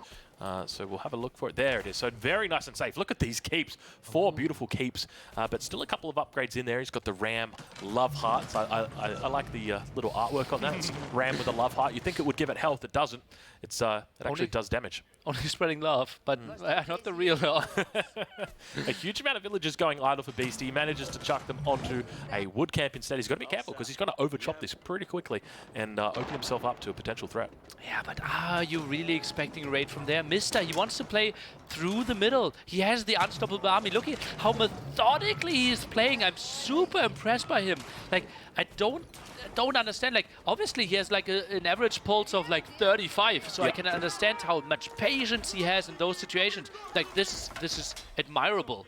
How he like leapfrogs, how he gets into better position, and our next attack from Beastyqt. Yeah, and you can see right now coming up with the Springalds. Beasty going to be trying to contest the Rus Springalds, but it's such a hard ask for it because you can see he's trying his best to pick these off. They're actually going to be doing pretty well, managing to get a good numbers advantage. So Beasty going to be holding back, but at the same time you can see all the wooden fortresses coming out, and Beasty doing a great job of holding so many Streltsy in the back line here. Just going to be able to cut through that cavalry, and Spear's going to be coming out and reinforcing it. Beasty looking incredibly well, in a difficult and increasingly difficult position position right now. Army's also chasing the siege at the top here out of the screen now and chasing this one down. Finds some more kills, and that is really important that Beastyqt saves those. Oh, now the big raids are coming in here for Mista. He's in full control. Yeah, Mista looking incredibly good, pushing straight up the middle now, and the main town center is under threat here for Beasty, and we see the trebuchets beginning to unfold towards the siege workshop. If those go down, no more Springlords coming out, no possible way to counter the siege from Mista, and Mista's going to be in prime position as these trebuchets continue to wreak havoc. And look at the base right now from Beasty. It's massive, not as massive as those boulders that almost hit us. Yeah, I had one hitting my head for sure there. Oh god, they got a bit close. Look at the queue as well. More traps, more streltsy, more spearmen at front. Full siege control. Mista, he could go for the raids, but he says, no, I will regroup. I will protect my traps. I don't want to go for the kill quickly. I just want to starve you out and want to kill more buildings. Yeah, I think any reasonable player in this situation would probably tap out. They'd say, you know what, I can't do it, but not Beasty. You can see right now he's got so many units in queue, 2 mangonels, he's got the 6 knights and men-at-arms coming through as well with a couple of horsemen. He means absolute business, so he is trying to hold on as much as he can. You can see he's down about 30 population at the moment, trying to hold on, but just having such a tough time as the streltsy melt through the villages. This ain't pretty. Food really low for our Greeks, but now the Springald fight again, more kills here. Oh god, Beastyqt is dropping quite heavily. Let's take a look. Is he trying to force another fight? Probably feels like he would be losing that one. Yeah, you can see that the beautiful shots are coming out here from the trebuchet. He's got to be careful though. You can see he's falling back, so unpacking these traps very, very quickly and moving them towards safety. But at the same time, he's beginning to idle the economy out for Beasty, and only 20 villages difference between these two. Not too long ago, it was about 50 villages difference, but Mista managing to even it up, and it looks like Beasty might be potentially thinking about a bit of a raid himself. Obviously knows the no-ball challenge still ongoing on the other side of the map. Beastyqt knows how good he is in the late game. Some players consider him to be the best late game player we have in this game. It just feels like Roos have all the answers to the army composition of the French. Now tries to find another angle. So methodical. He could just push through the center, but he says, no, I have an unbeatable army. I can just find another angle and deny your wood here at the bottom. Goes for the Red Palace. Yeah, this is pretty smart. He's going to need this if he wants to go for a landmark victory. So if you're able to tick one of those 4 off, then it makes a lot of sense to get it down right now, because otherwise you're going to have to come back for it. We'll take a look now on board with Beastyqt. We'll see exactly what's going through the mind and what's going through the fingers of him. You can see he's just tapping away over there. More villagers in the queue. Knows, okay, better economy would be nice. Gold income, not that pretty, as you can see at the bottom left there. Not a single villager on gold. Mainly has to rely on his relics. Only has 1 sacred site and is not too happy how much control the Mista has. Tricky position, but now starts the trade. Starting the trade, so we're into the 45th minute of the game and trade finally starting now for our players. This is where you know late game is happening, but we can see from Mista's perspective, looks like he might be going for a little bit of a, almost a little bit of a MarineLorD playstyle here. You can see, oh, there we go. He's fixing the wrist. There we go. So it could be a potential repetitive strain injury that we're seeing from Mista, but looks like he's doing okay at this point in time. Okay, now we can potentially see the next fight here. 46 minutes. I think I've never said it before. We are above the 46-minute mark, and Beastyqt looking like he's in the losing position here. Absolutely crazy. Normally he's so methodical in all those situations, but he is able to get close to pop 200 again. Yeah, Do you think he will wait for like 110 military and then force another big fight? I think that's probably his best bet. You just got to remember, don't count him out.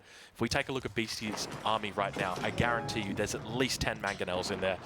Probably 8 Springalds as well. We'll have a look now. He has got 11 Springalds, 7 mangonels. So this guy means absolute business when it comes to siege. But unfortunately, he's going up against the Rus, the civilization that has got the best answer to siege. That is other siege, the Springald. Look at that dancing Springald there. A bit confused in the back. He's not confused. He knows exactly what he's doing. Feels like he wants to go to the front. Let me through! Let me through! Huge amount of trebuchets, though, coming out for Mista. Now, keep in mind, he doesn't have a lot of Springalds. I'd love to know exactly what his numbers are with regard to Springalds. Now, keep in mind, he's got the longer range, but we do see 10 Springalds, so not terrible. Relatively close, and ideally, he should win that war, Springald v Springald. The issue is that there's so many mangonels out, they're probably going to start helping. Yeah, the thing is, the Springalds obviously have to focus down the mangonels of Beastyqt, and therefore the Springalds of Beastyqt are coming a bit more to the front. They will get their shots in as well. Maybe 1-2 misclicks, and Beastyqt might actually be ahead in the Springald war. That's a great point. Springald's one of those units that you've really got to be careful of. We talked about this earlier today. The issue is that often there will be these tiny little hills that you can't even see, and they affect the orientation or they affect the ground and the way that the unit pathfinds. Now we see a bit of a raid coming down towards this south position. It's not looking good. Beasty's landmark does go down.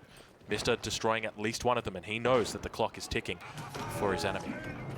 But look at all that cavalry. And he might be going in. Ruse completely out of position. Ruse, as we saw yesterday, not the most mobile civilization when it comes to pulling all your army back. Mista should know that that's an option, though. Yeah, I think in this position it's kind of smart from Beasty. He's probably going to be looking for a hold with his siege and at the same time potentially looking to snipe some landmarks here. It's definitely possible, and that's exactly what we're going to see. So he's running in to attack the landmarks. We've got ourselves a bit of a base race, ladies and gentlemen. Strap yourselves in because here we go. First landmark has already gone down for Beasty. We've got 3 remaining for him. Mista on the other side of the map is going to be losing his very shortly, and now we see those trebuchets unfolding towards the outpost. No, my friend, you're going to be attacking those landmarks. Mista's not coming to defend. He pushed himself. What a weird choice. I'm not sure if that's really the thing to go for. And honestly, 4 keeps, they are not that great. High armory, only 5k HP. They've got boiling oil, though, don't worry. And I'm sure he's probably thinking a little bit about there's that upgrade you can get that increases the health. But now we see those Springalds moving out. You can see the mass right here from Mista. He means absolute business. That guild hall going to be going down. That leaves 2 landmarks remaining, ladies and gentlemen. All of the horsemen coming out, and you can see those Springalds moving forward, trying to take out the Springalds of Beasties. Not having a lot of success there. Mista coming through, and he's looking incredibly strong. We see that the populations are still quite even at this point. There's about 3 units in it at this point. And how many landmarks have we got over on the other side of the map? The main town center, is it down yet? We'll go and take a look and see. The School of Cavalry is going down. There's one more landmark to go for Mista. I think this might be it, Nilly. The town center is the only thing. So many traps there in the back. The big question, Beastyqt, will he find the kills on the other side? It's getting so close. Tries to go for the traps, but I don't think he finds the kills. What about, has he healed up the Red Palace? There was a whole bunch of units that were still down there towards that position. It still remains untouched. So technically it's out of play. This is the last landmark right here. Ladies and gentlemen, if this falls down, this is it. The last landmark, and it's going down so damn quickly. Good game. The Mista will be victorious with the last trebuchet boulders hitting, and Mista celebrates a little bit preemptively with a beautiful party, and I'm going to assume we've got victory because we don't have any game right now. He's still focused. He's still focused. I'm not sure. I think the game's going. He doesn't know what's happening either. Oh, what's going on? Everyone's confused. Who knows? It looks like he's won, though. I'm pretty sure he's won. I'm pretty sure he has won as well. He finds the kill. So happy again. Give me some Nilly Mista in the chat. Whew. Oh, he can't believe that it's happened again. So much cavalry in his own base. He lost 3 landmarks himself. That was absolute insanity. How much foresight does this guy have to put that high armory down between 4 keeps? Not 1, not 2, not 3, 4. I still believe that 30 cavalry can kill that because boiling oil still has like only very small radius. This is a great point. It probably could have. It's the keep were surrounding the siege workshops, and Beastyqt can't believe it either. Oh, you thought you made enough stone walls, didn't you, Beasty? Not today. You fool. You fool. Actually, he always kept the hole in the center, right? And I think he should have, like, it sounds weird to give that advice to Beasty, but I think he should have done more stone walls. I think so as well. Especially in the center. Buy yourself time and then go for the raids. That's how you punish the very immobile army that the Rus had. You've heard it here first, folks. Coach Nilly has said, more stone walls. For entertainment reasons. What a second game. I tell you what, Crazy. That spices up the series because, ladies and gentlemen, this is a best of 5. We potentially have another 3 games to go tonight. Okay. That's a lot of action. All right, I guess we look towards the future because I tell you what, if you look back towards the past as Beasty, you're not having fun. I think that it's weird, right? He normally enjoys those long games. Normally he's so good at that. And now we see the big fight in the end again here. Mista already celebrating a bit too early. Look at that. He misclicked. He actually didn't find the kill. And then he realized, okay, I need to play again. Okay, there we go. Yeah, there we go. Look at that. Beautiful celebration from Mista. Love that fist bump. Oh, what a great personality. He is so happy with that. And look at that. He can go above 80 pulse. Yeah, wow. I think that's the first time ever Mista has gone above 80 pulse. Yeah, and yeah, that surprises me. But so sick. Wow, what a game. What a really great game. Yeah. That's what Age of Empires is all about. And I got to say, I love the fact that the only win condition he had, he found it. It was that late game. There was no other opportunity he had. There's no feudal age play. There's no castle age play. There's not even an early imperial age play. It is post-imp, the only victory condition that he has in that matchup. It's so sick how he got there, right? With the early, like, what? How? Just imagine how we opened. We opened double barracks as a spearman defense after we used the Golden Gate to get that second town center. This game felt like so long and so many storylines, and then this death ball just rolling into the French base. Yeah, I think the pivotal moment in that situation was the fact that Beastyqt committed to a keep that was right inside the base of Mista. And Mista, having the trebuchets beforehand, hadn't exposed them. Beastyqt commits to that keep and wastes 800 resources. That 800 resources could have gone to a much more effective use. Unfortunately, it didn't, and it just meant that the game subsequently was prolonged, and it ended up in a loss. Oh man, and those traps, they really paid off as well. They dealt with all those buildings so quickly. Incredible play. He really used that range, and he was just so happy how he basically protected his army so well. And I think, honestly, traps mainly for the extra range, right? Because then the protection is so much better with your Springles. I think that's exactly it. I think that's why we're seeing it. Keep in mind, he could have gone for Bombards, but they've only got that 10 range. Up against Springalds of the enemy, that 12 range, they're going to be very easily sniped, and they're expensive, and you've got to get them all the way to the front line. But the trebuchets on the back, that 16 range, just makes all the difference. Sick. Yeah. Crazy, right? 16 range there. Your own Springles 13.5 range, so you can somehow protect them. And we will take a look at the draft next. Obviously, the home map of Beastyqt now. I think he is up for another long one, right? He's just so used to playing long game after long game. All right, we head into the third game. Looking at the draft here, you can see the players up there. Beastyqt probably with his notebook out. Hillendale and Altai, two maps that are, I guess, relatively closed off. Altai, one of the closed off maps towards the side, where you're close to your opponent. Hillendale, closed off from the outside, but I guess there's always that beautiful Dale that you can go and battle it out on. Will be interesting, and they're putting the headphones on. Beastyqt not really happy with that one. He's like, this is a mix of like being annoyed and not really willing to show how he's really feeling on stream. Yeah, and once again, I'm pretty confident that we did see French in that first game coming through. Oh, sorry, Abbasid in that first game there for Beastyqt. So what if we told Overlay guy 3 times? He isn't really in the working mood apparently. Okay, some more water. They're preparing for a long game again. Yeah, you can see that they've got the H2O out. That's often when they're thinking about it. But I'm suspecting, what are we going to see here? Hillendale? Are we going to see Altai? We'll take a look, and it looks like we've got the matchup coming through when it comes to the maps. We have got Hillendale. Is the choice for Beastyqt. So he's happy to play another long one. The question is, what civilizations will we see? We always have to consider Holy Roman Empire. Is there maybe a snipe? Earlier today, we saw 2 players thinking they're smart, trying to snipe Holy Roman Empire by playing Mongols, and we ended up in a Mongol mirror. Leenock against TheViper. Yeah, that was quite interesting. That the mind games really are coming out today. But here we see the Mongols up against the French, Mista on the French, Beastyqt on the Mongols. I'm pretty confident that that is accurate. Wow. So on Hillendale, Mongols against French? Yeah, so I think French, it's pretty safe to go for a French Civ pick on Hillendale. They like to go for that. There's a couple of different timings that they've got on this map, but the question is, up against Mongols, what is the right play? So Royal Institute is definitely a possibility in this matchup, depending on how Mista is feeling. But Mista typically a bit of a safe player. Doesn't really look to go for those all-ins, but we do see the overlay has been fixed up. So big shout out to overlay guy. Thank you. Abbasid, you can now see it over there, which means that the Mongols are available on the right side of your screen. Best overlay guy. Yeah, interesting matchup. A bit surprising to me. French maybe willing to snipe some relics of HRE. Mongols willing to snipe some relics of HRE. And suddenly we're not even playing HRE anymore. And I love that diversity on this map. Yeah, it's great to see the diversity coming out on this map. Typically with maps like this, you only really see 1 or 2 civs. We saw that with the Delhi. We saw that with the HRE. But now it seems players really going to that next level. Beastyqt obviously saying, well, Mongols beats HRE. He doesn't want to play that map, and Mista saying, well, he's still got Mongols available, so I'm going to pick the French. That's exactly what I want, and I think Mista's got the perfect matchup for himself today.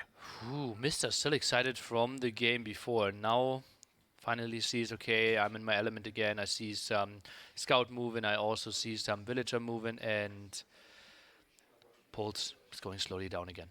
Yes, yes, Pulse returning below that 80 threshold that he's only ever hit once in his life. But Beasty on the other side of the map, you can see that he's... oh, what a beautiful spawn for Beasty. He's going to be absolutely loving this. So Beasty going to be playing on the Mongols here. He's managed to find a beautiful spawn here, Nilly. He's got this lovely forest, and at the same time, he's got the gold mine here. We hear those beautiful sounds coming through just in time, so you can hear that wolf coming in to attack. But an early barracks going to be coming out here. And interesting. With that long distance, not really your typical thing, right? You know, okay, opponent could easily wall off, could easily have a defense, but you won't wall off that gold. Yeah, that's a very far away gold, isn't it? This is interesting because I can't remember. There was a quote earlier in the tournament. I don't remember who it was attributed to. I don't remember who it was in response to. But essentially, the mind games are getting to a point when it gets to the level where if you're wondering how to beat someone, essentially what players are doing is they're putting down a whole bunch of buildings, but they're not making anything with it. So we do see that Beasty has dropped down a barracks. You saw that there was a spearman queued. I'd love to know whether he actually made a spearman. Looks like it is coming out. He's going for a double spearman opening. So we are indeed going to be seeing some action here. Obviously the villager out as well. But there's always room to feign that sort of dangerous opening. But I'm a little bit suspicious. Is Mista going to have enough gold to get up here? Looks tricky. Needs to drop off once more. Yeah, he will. And something I've never seen before. A Mongol town center next to an 8k gold vein. That, my friends, is it's got a good spawn. So I would expect that we are going to see a delete of the mining camp any second, as long as it hasn't taken any damage. You might have put a point of damage onto it just to make sure the delete doesn't happen. But now it looks like the village is going to be falling back. If we could click on that mining camp, never mind, it has been attacked now, so he's not going to be able to delete that. He's going to be falling back. He will get his raid bounty. We can see the first outpost is going to be going up here. And Mista going to be very happy with this because speaking to Mista yesterday after his games, you know, when he spots out the Mongol player with the villager coming across the map, he calms himself. He says, good, this is what you wanted. This is what you planned for.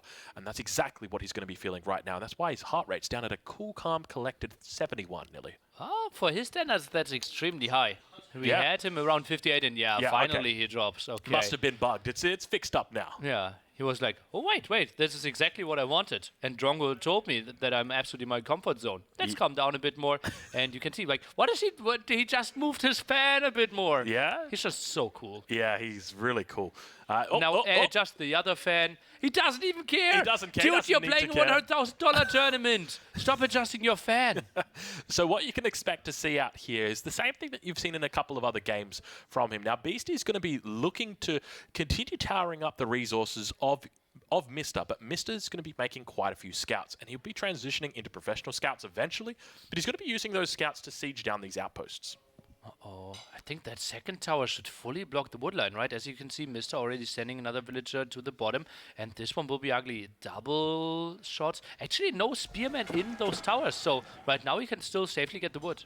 Mista. Archery range now coming out. You can see Mista's heart rate about half that of Beasty right now. Wow. And he is beginning to move down towards this south wood line. And at the same time, Beasty doing a smart thing and actually coming down in preparation. Now, keep in mind, French, they only have to pay half price for their lumber camp. So it's not a big deal if you do lose it or if you've got to rebuild one. Scouts for the villager. Let's take a look. And tower goes up. Yeah, tower is going to go up here. Now, keep in mind, archery range already up. We see 3 archers in queue for Mista. No more scouts, actually. 1 scout in queue now. So he's going to be looking to really put on some hurt. But now going to be losing out that lumber camp and also going to be sieging down this outpost.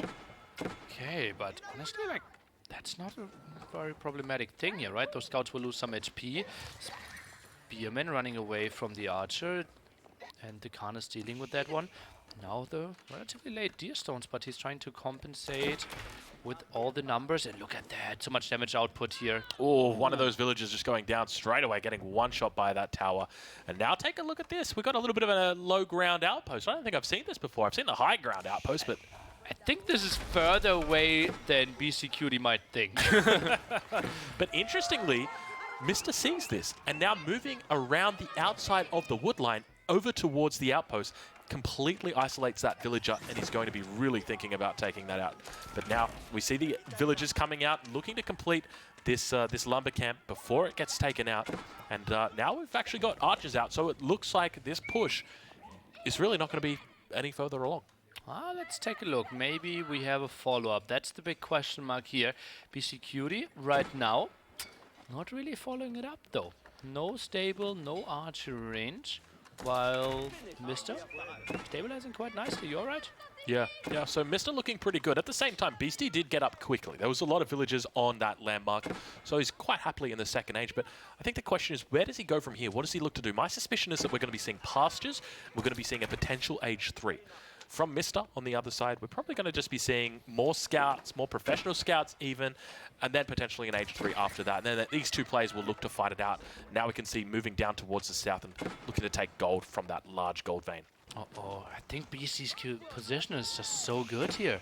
He's thinking about castling, and all his resources are so clumped up. Basically, one town center protecting the gold, wood, and food economy there within one single screen. That villager is on the ambitious side, and I think Mista might struggle to really punish. I think this is actually quite interesting, the way that this has worked out so well for Beasty, because typically we saw that villager go down towards the low ground and try and finish that outpost, but he may never even been actually trying to finish that, just rather faking out the army, trying to get them down on the low ground. Now it looks like the outpost push has actually stalled out completely, but there seems to be a lot invested here for Mista. How many? I'd love to know exactly how many military units we've got here for Mista. 6 bows, 5 scouts. Okay. Not the craziest number. I'm also surprised that he's mainly going for scouts here, not for horsemen. I think one Royal Knight was in the queue there as well. Indeed, one there. And he's just playing so defensively. Yeah, this is really defensively. My main fear at this point is that Mista's investing in a lot of units that he might not necessarily need at this point. You can see he had a whole bunch of bows in queue. He's cancelled them for the moment, but now we continue to see that outpost just firing down on the lumber camp, control really being taken here and secured. But from this point on, Mista doesn't need to add in any more units, so it's a bit of a head scratcher that he is adding more units to try and defend this, because the rush or the push is not going to be coming any further than this. This is where it stops. Should Mista maybe go for siege engineers? I think that's the only way how he can still do a lot of damage there. Maybe push the town center away, look at that, finds another villager kill. Mista simply struggling to get the idea of what Beastyqt is up to. No scouting. This is a really difficult spot for him, but at the same time behind this you can see Beasty's up almost to the castle edge. Just about a minute away from hitting up to the castle edge, but Mista on the other hand, barely any resources in the bank. And also gold income not really pretty. It will take quite some time, at least 2-3 more minutes before he can even go up. And Beastyqt now dropping the blacksmith, now dropping a stable. That's a lancer play. Interesting choice. Yeah, so the blacksmith is the curious one for me, because typically dropping the blacksmith and the stable at the same time signifies to me he's going to be going for the kill. So he thinks he's done enough damage that he can just sort of chill out for the moment, and he's going to try and flood. He's going to be looking for wood lines, he's going to be looking for gold mines, he's going to try and take out as many villagers as he can. Probably look to get +1 defense at range, probably even +2 defensive range. But we actually see Mista going for siege engineering here, so looking on the other side to punish his opponent. I absolutely love it. And maybe Beastyqt might do the mistake and build the step redoubt a bit too far to the front, and that would mean the ram push could be coming into that direction. Villagers might get sniped, and we see Beastyqt very low in resources. I think he's building it further to the front. Oh yeah, that might be delayed. Yeah, so we see the knights now coming to the wood line, and this is exactly where you want your knights. Typically, you would avoid horsemen raiding as the French, but you would want to be raiding with knights. And now we see the step redoubt getting dropped down. At the same time, this Khan, I don't think this Khan has even been taken out this game. Beasty being so effective with his usage of the Khan. Now these villagers up towards the north, getting boosted up by that Yam network. Keep in mind, he's also got wheelbarrows, so these guys are going to be sprinting back to the town center. Spear's going to be coming out to meet those knights, and not a lot of damage being done. It really feels like Mista is reaching right now. Oh, he needs to do some damage. Look at that. He puts Look at all the heart rate for Mista. Look at the heart rate for Mista. He knows he's in trouble. Yeah, he knows that he has to play the all-in here, right? Ram taking longer than he would have liked, and he really wanted to move in, really pressure that area, maybe delay the opponent from getting to castle edge, but it feels like Beastyqt will get to castle edge, and that means Lancers. Keep in mind that Beasty's got a huge amount of stone that's in the back right now.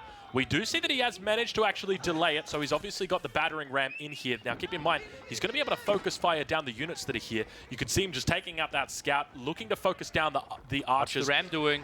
Ram is trying its best to just work out exactly what it needs to do, but Mista in a difficult position here. Now, those villagers are going to be able to get out and get that step redoubt completed. I don't think there's any counterplay. And this is one of those changes that was very divisive of the community when it happened, because the town center is now able to focus down those units at the back. Instead of focusing down the battering ram and having its attention drawn by that battering ram, you can see that the town center is able to very happily fire at the archers, at the scouts, at the knights, and it means that Beasty can very easily get up. Mista can't put any pressure onto that town center. He's in a terrible spot here. What's the next step for Mista? Maybe a 2-3 TC all in, and I think he's just typing, realizing, okay, this is going to be looking really tough for me. And oh god, not happy with this one. What a greedy play by Beastyqt. Yeah, it's the classic fast ram into GG. We've seen it a couple of times this tournament, but unfortunate. Mista tried his best, but Beasty looked incredibly strong there. Wow, tricky. And look at that. Mista, he was confused, like, what's happened here? Didn't you tower rush me? Didn't you build mass amount of spearmen? How are you up to Castle Age so quickly? He misjudged the timing. Yeah, I think he's probably going to have a map or two. Maybe potentially look at that and say, how did you get a gold mine so close to your wood line? It's a map win for you, that sort of thing. Which is very natural when it comes to that, because typically Mista goes into this and he's not expecting the best spawns for his enemy. A good spawn on a good day, but the best spawn, I mean, you can't get any better than that. I still feel, with the ram out, I don't think you go for the town center, you go for the step redoubt. Right? And every single moment he wants to finish that, you move in with your archers, you try to kill. Also, it's easier to disengage towards that area, right? Every single time he needs to refocus then, right? That takes away the focus. You still had the 2 knights in the back. I think if it's played out perfectly, you either kill at least 10 villagers, or you deny that step redoubt. Beasty played it incredibly well because he kept it immediately next to his town center. That's the big thing. And this is something that a lot of players learnt when they were playing the Rus, because the Abbey of the Trinity needed to go right up against the town center, because typically the French player would look to push in right as that was going up. So he obviously learnt from his time playing as the Rus, and that transitioned over to Mongols. He kept that step redoubt right next to that town center, and he lost barely any villagers. Oh, that was a really good placement. I think even if he plays it like 2 tiles further forward, that thing might not go up. Anywhere else, and it's not going up at all. So such a smart play from Beasty to do that. How did he realize? Yeah, okay, but he should know, right? Okay, my opponent has some army. There might be push coming in. Maybe slightly a bit earlier timing with the ram. Also, the ram could have been built like 2-3 tiles further forward. Then you can pressure a bit more. But I think the commitment towards the step redoubt can always happen. Just have to ask yourself, how many villages are you losing in the process? Yeah, that's the big ask. And I think in that situation, losing maybe 1 or 2, it's just not enough, is it? No. You need to get major damage in there, that you can wall behind it and then play the long game. And as you can see, players in the background there looking at the games as well. The Viper in the back, VortiX at the right-hand side standing, LucifoN sitting in the front, and in the center we have MarineLorD. And that's the playing area. You can see, players definitely talking about the game, talking about the matchup, because Mista came into that game very confident. He's really happy with that game. Logan around as well. Someone getting water. Grubby giving some esport wave. Cassandra, his wife, next to it. And that's us. That's us. Hi. Hello. Aussie Drongo. Aussie_Drongo. Aussie_Drongo. AKA Leenock's girlfriend. AKA Leenock's girlfriend. It is I. It is I, Leenock's girlfriend. But in all seriousness, Game 4 coming up now. 1 map remaining. I think it's going to be... map of Mista. Didn't we have Lipany? No, Highview was the crazy game. Then Lipany sounds reasonable, yeah. I think Lipany. So Civilization's available. I guess he's saving Abbasid for that. Have we seen Abbasid out of Mista already? No, we've seen it from Beastyqt. So then we definitely see Abbasid here. Isn't it crazy to think Abbasid coming into this tournament was just like a laughable civilization? And now it's one of these top tier civs. On your tier list, vielleicht. Let's not talk about maybe. that. Maybe on your tier list. It's rocketed up, in my opinion. Okay. Yeah. Time for another tier list. Yeah. Tune in. Another tier list. Abbasid going to be right at the top, I suspect. Probably not as high as Delhi, but still going to be up there. But we can take a look at, is indeed going to be Lipany as game number 4. there's a few civilizations available. We've obviously got the Abbasid for Mista, so he'll be looking to get that one out. Now, what do you go into Mista here knowing that he's going to pick the Abbasid? I suspect it's probably just going to be English. The thing is, English, yes, if you think only till game 4. If you think till game 5, what are you picking on Altai? Chinese. You want to play Chinese if It'll you're be Beastyqt? it'll be a Chinese mirror. That's a bold prediction. Aussie I've called it here underscore first. Drongo predicting the Chinese mirror on Altai. Do you want me to explain it? Yes. You can't pick Holy Roman Empire on Lipany. I mean, you can, but it's going to be Abbasid. It's a free world.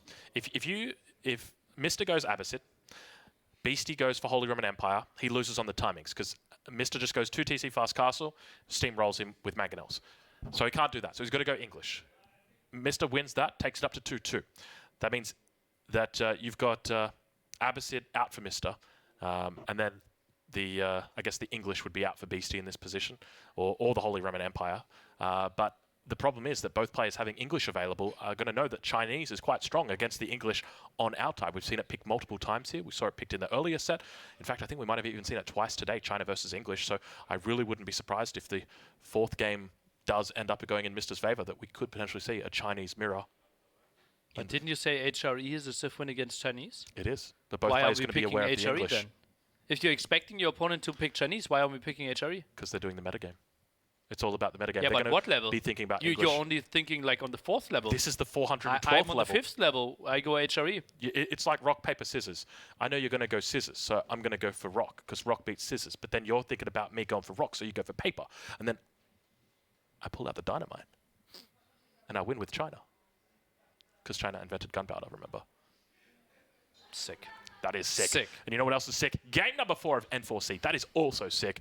Ladies and gentlemen, we are about to head in. You can see Beastyqt tapping away on that keyboard right there. Welcome. We have got English versus Holy Roman Empire, a matchup that no one expected. Definitely not Nilly. So Mista actually saving his Abbasid here. I tell you what, Nilly. You know that saying about spaghetti? I feel like my spaghetti doesn't even hit the wall anymore. I just throw it out the window. Yeah, it's like some weird lentil soup that you created for yourself there, and it's just like draining down, and you feel like, okay, I'm not sure if I will ever eat that again. But thanks for your input, Aussie Drongo. That's why I'm here. Like very informative 2 minutes that you try to be as reliable as tier list, and we see HRE indeed for Beastyqt. Let's maybe discuss why you considered them to be one of the weaker picks on Lipany. HRE on Lipany. It's a weaker Civ on Lipany because it's an open map, and typically you'd want a bit of a closed-off map. It's great to have those defensive walls when you're playing as the Holy Roman Empire, just to guarantee that you get up to that castle age. I'd expect that we'd probably see out of Beastie today potentially a double stable opening from him. We saw Mista do something similar up against the Abbasid as the Holy Roman Empire, so that could be the option. But Mista going to be very aware of this. Okay. Also, Beastyqt went for the double scout. So wants to make sure that he gets enough sheep, wants to make sure that he gets enough scouting intel, especially against Mista and English. It's not the straightforward longbowman play that we see with like 95% of the other English players. Yeah, I'm curious to see what Mista's going to be going for here. There's a couple options open to him. Number one is just that standard longbow play that you mentioned, where we throw in a couple of spears. You can see Mista struggling a little bit there, probably getting a bit hot in there. Maybe needs to turn on the second fan, I suspect. But he's up to 110 beats per minute. That's pretty high for him. That's sick, right? He was really high last game already. Maybe he feels okay. Pressure's really on. Aachen Chapel, nice spot here when it comes to food, berry, or like town center, the berries, the wood, but can't include his gold. So ideally, would have liked to build a second prelate eventually. Yeah, I suspect we'll probably see that out sooner rather than later with that gold position. But yeah, I think for Mista, there's a couple of ways that he can go. Look at this forward position for his council hall. You don't typically see this. Normally a little bit closer to that town centre. So an interesting position here. Does this signal that he might potentially be playing aggressive? It's 4 on golds. That might be an aggressive opening into still wheelbarrow. And you look at that. Mista's still not 100% comfortable. He mentioned that this is one of those things that he has difficulty getting comfortable. So he arrived 2 days early. to practice under the condition of the tournament. Yeah, to get comfortable. He arrived 2 days early. And yeah, struggling to get comfortable at the moment. So hopefully he works that out. Hopefully he's doing okay in the booth. But he's continuing now to add towards that council hall. But it's such a forward position. I suspect that we're just going to be seeing spears as well as those longbows out. Do we potentially see a second town center out? Probably not. Do we see a fast castle? Potentially. Not. Potentially not. At least a semi-fast castle, maybe. He's going to need to deny those relics, and that's what this game is all about, going up against the Holy Roman Empire. I mean, there's two real options to beating these guys. Number one is kill them in the Second Age. Number two is steal their relics, and it's going to be incredibly important. And we can see that the relics have spawned very fairly. I would be satisfied with either of these spawns, but keep in mind it's going to be difficult to deny those closer relics away from Beasty. He's going to be feeling really happy with his spawn. Beastyqt went to 254 gold and now pulled his villagers away from gold. What is that going to be? Is that another prelate and wheelbarrow? I think it might be. It might line up, but I see neither. Yeah, we can see that the mill is yet to go down. It is going to be a stable that does get dropped down in the back of the base, so looking to position it away from that front. But it doesn't look like Mista doing too much yet. Actually going to be adding in a mill of his own towards the back of the base. Still that 250 gold in the bank for Beastyqt at this point in time. And now doing a little bit of scouting himself. Does spot the council hall going down on the front line. So we'll know that there is the potential for early aggression. But where are the longbows for Mista? Nowhere to be seen. Now the first longbow coming out after the second one, after the third one, tower already up here, and the stone is actually going to be not for the second town center, but for arrow slits. Yeah, it makes a lot of sense. This is something that we've seen a lot out of these English players. Been going for this second stone, been really looking to try and take control of enemy resources, and it's a smart move from him to do this. This is going to delay the Holy Roman Empire a lot. Taking a look towards the base now, it looks like an archery range getting dropped down here for Beasty as well. So he's looking to really play it a lot in the feudal age. Now keep in mind, still got that 250 gold in the bank, so we could potentially see a ranged upgrade coming out of him or something crazy like that.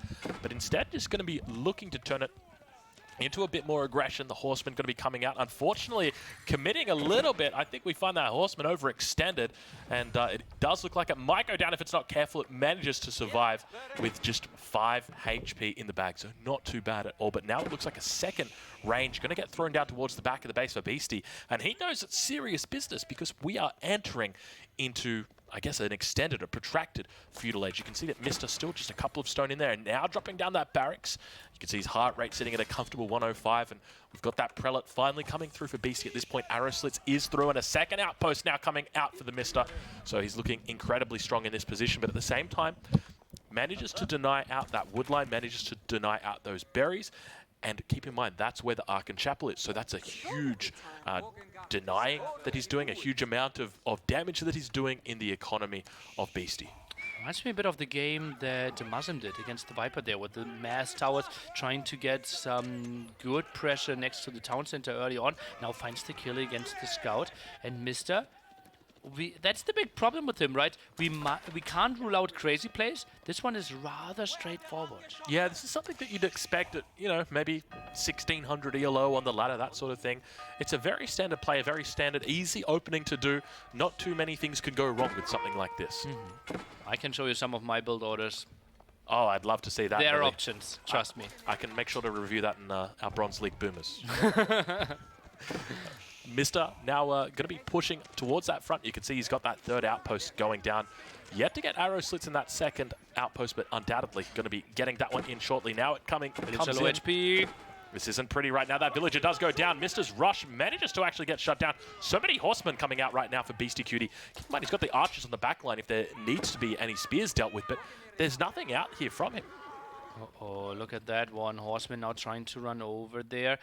Spearman now trying to reinforce. Arrow slits coming in and tries to pick off some longbowmen. Not really given to him, though. Yeah, we can see the spears coming out in perfect timing here. A little bit late, I guess, considering what was happening on the front. But now it looks like that wolf going to get dropped off by the horseman. Going to be left for the spearman to deal with. And it's going to be a tough sell right now for Mista. Interesting. Look at that. Mista, typically a guy who's super greedy when it comes to farms. Builds them extremely early next to his town center. This time, Goes for berries first. Is that an adjustment in his build order or simply not having enough wood? Yeah, it might be a combination of avoiding or not having too many sheep, but now we go into the player cam. We're going to get to have a little bit of a look there. You can see he was trying to snipe out that prelate, not having a lot of luck, and these 5 longbows don't look like they're in the appropriate position. Unfortunately, going to be going down. You can hear him running away, but those horsemen doing just such a great job of dealing with these longbows. Overextending. How did that happen? He knew that so many horsemen out there. Sent 5 out and 1 jumps into the tower. Barely any HP left. Yeah, this is really tough right now for Mista. Once again, finding himself like a seatbelt in a McDonald's drive-thru. And Beastyqt. Now going for more horsemen, expands a bit further to the right-hand side. Still surprised that we see so few prelates. Right, look at that. On the gold, no prelate. Aachen Chapel actually not being used. And he still has a prelate in there. Yeah, so he's still got the prelate alive, so managing to keep that one well, but he's looking pretty strong and still looking for these raids. Unfortunately, not finding too much other than spears at this point in time. You can see him trying to micro out that 1 spear, but it got stuck, the horseman, unfortunately, and now back towards the front side, you can see that he's dealing with these outposts that continue to build up. Still yet to see a second villager come out towards this position, so still going to be working with it. It looks like we might actually have a battering ram coming out here. Some more pressure, but is it really going to be enough? Oh, Mista, he still looks so distracted. I'm a bit surprised what's happening here. Is he typing again? Is he just adjusting? It just feels like this is the day that he feels most uncomfortable with. Yeah, that's never a good day to be losing on. If you want to feel uncomfortable, you're allowed to win, but lose, and then you're going to have something to blame. And you can see he's still struggling right there. Probably going to be moving those fans, adjusting them, turning up the speed, you know, adjusting the angle. There's so many different variables when it comes to the way that you play. And especially in a game like this where you're down 1 point in this series, you're on match point, it's never going to be feeling good. Where is he Where is he looking? Is he trying to search for his 3rd fan? I think that's it. Yeah, probably going to have to head down to the bag. Now, for anybody unfamiliar, Mista did bring a lot of fans with him. And I'm not just talking about the fangirls. I'm also talking about those cheap little Chinese fans that you get off Amazon, I think. Or maybe, what's it called? That we got a whole bunch of those applications that you have on your phone. But we'll talk about that after the game because we've got a pretty good game on our hands here. Decent economy getting added in here by Mista at this point. 17th farm now as well. Pretty solid job. Horseman trying to find some kills. 3rd tower not going to finish. And honestly, Beastyqt, right-hand side, reasonably exposed. But Mista is attacking the same angle at the left-hand side again. This time, luckily, with more spearmen as support. Now, keep in mind, I mentioned earlier, typically you want to do one of 2 things against the Holy Roman Empire. Number 1 is kill them in feudal. Number 2 is prevent them from getting those relics in the 3rd age, whether that be by walling them out, whether that be by putting outposts. And we can see him adjusting that keyboard right there as we head into the first-person perspective. He's trying his best to find out that perfect position. But at this point in time, Beasty about to click up to the 3rd age, and Mista has not killed him, and is probably not going to be able to stop him from picking up those relics. Doesn't really have the vision there to get all the kills. Archer's in the back, and I'm just surprised how Mista feels like he does the same mistake he did earlier. Just so far at the front, and I think this is the moment where you fall back. Mista can click up to any moment. Oh, this is actually a Leenock special. Shows some army, forces the opponent to react, and then go back. The big problem, though, Beastyqt might get the relics. That's going to be a huge problem. So ideally, he needs to deny 4 of the relics. He's allowed to give 1 over to Beasty, but hopefully he can secure up 4 of them for himself. The issue is that Beasty is already clicking up to the next stage. And you can see Mista's got enough resources in the bank to do it himself, but he's still yet to do it. Okay, King's Spell is now being dropped next to the Golden Wood. Love that. Goes for double stable, far in the back, so likely to add some knights here as well. Prelate even goes for the far away one. Still has the one left-hand side in the corner, likely to get. Now, if we look towards the north, you can actually see Mista is moving out towards that position. A unit under attack. It's going to be the Prelate. He manages to snipe it. You can see it's got its jog on. Look at him go, Nilly. He is running faster than... a slow monk. Yes, he is very fast. Yeah, but unfortunately got to be going down. So very well done. So managing to achieve that...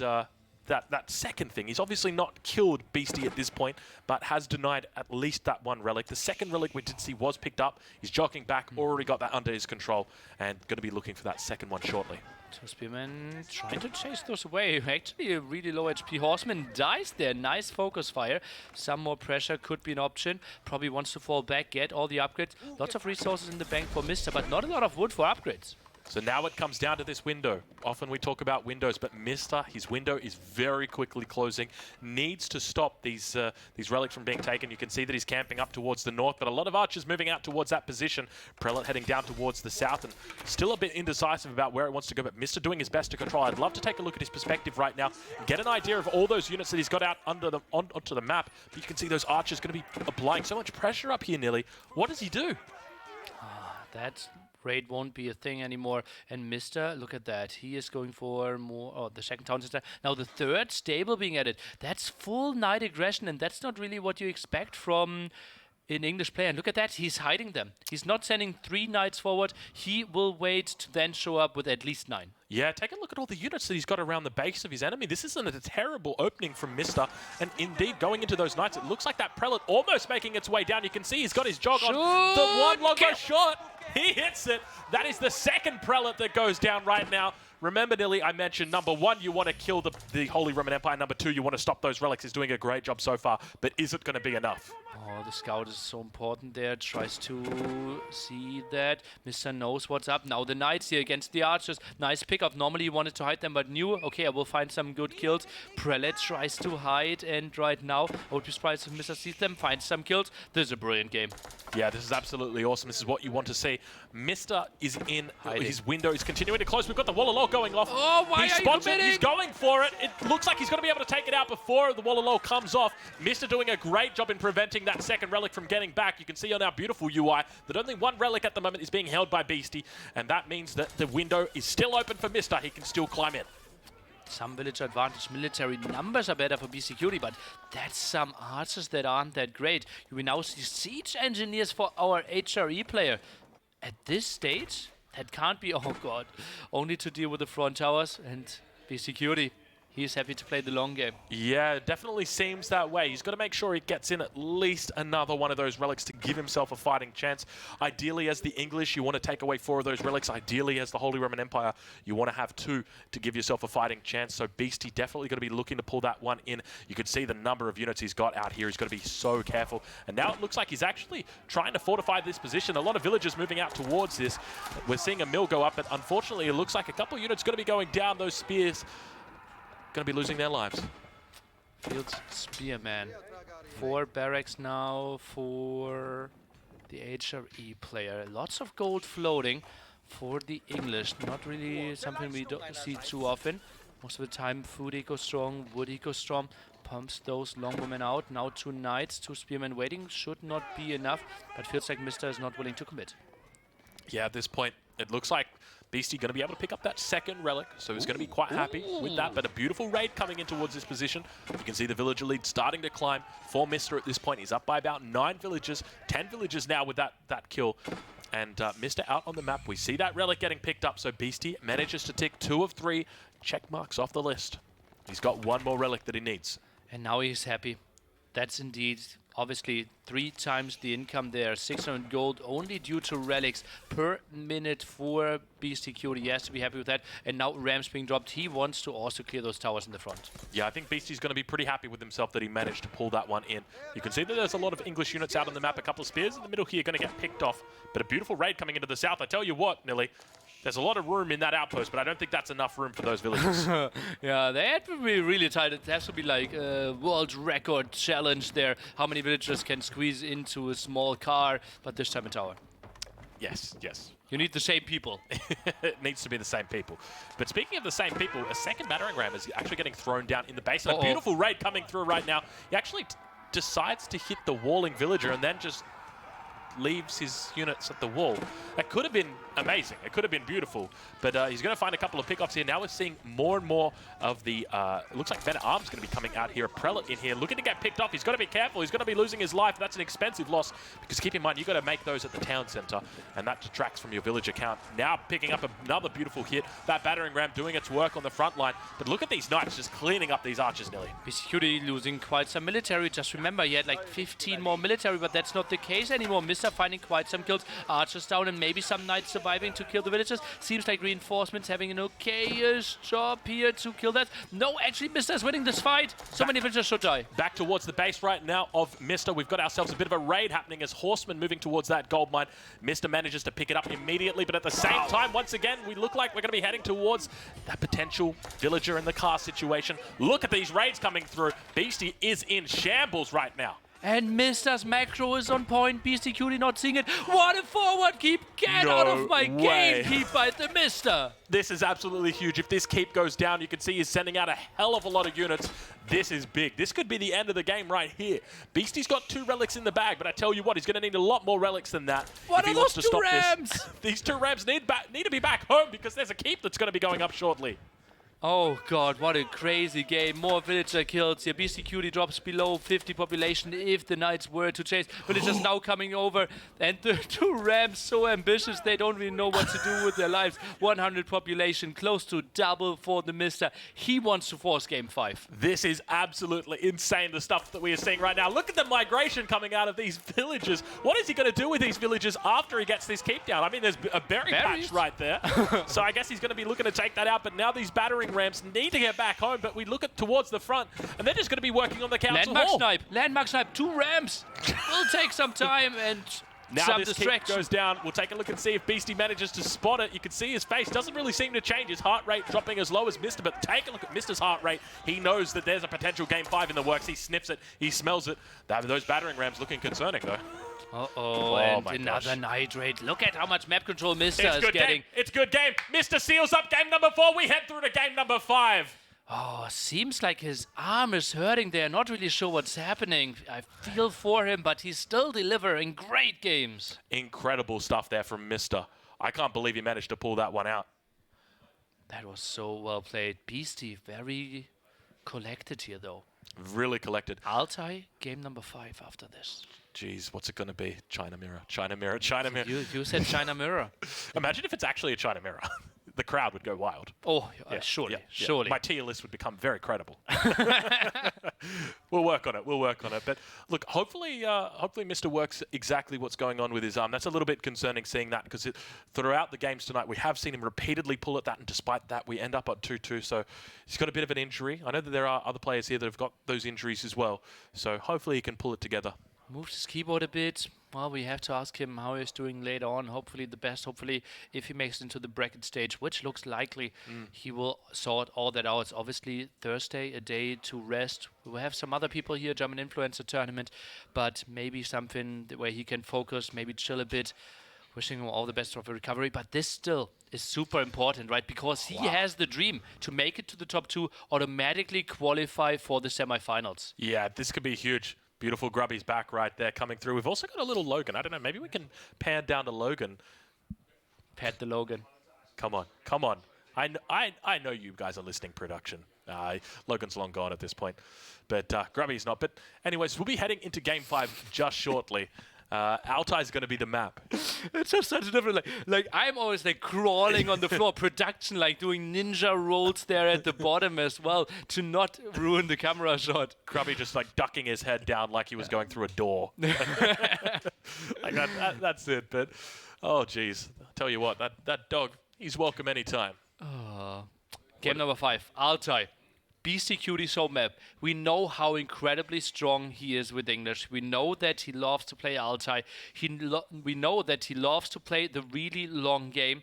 The question mark is, what are the mind games? What level are we on, Mr. Drongo? It's got to be a China mirror. I can't see any other game. So, okay, the issue that you're going to have, all right, so Altai. Okay, it's a good map for China, but it's not a great map for China. But China are typically good civilization against the English, which are good on this map. The issue is that one player's got the Holy Roman Empire left. And interestingly, I think Mista's got access to the Abbasid dynasty as well. So Abbasid, and he won't have access to the English. He just used the English then. So Abbasid and Holy Roman Empire. So it's 2 great civilizations for that map. Both typically quite strong against China. So I can't imagine we'll see a China play coming Could we take a look at the draft again? I think that would help us to wrap our heads a bit more and get a good idea. It's just so much on the line for both of them, right? If you go What's the score for both of them? It's Mista to 1, Beastyqt to 1, I believe. Both players on 2-1. Yeah. Yeah. So If you're 3-1, you're guaranteed to be in the bracket stage, already make the jump, and continue on your journey to potentially get the 30K in the end. As you can see at the bottom, quarterfinals on Friday, semifinals on Saturday.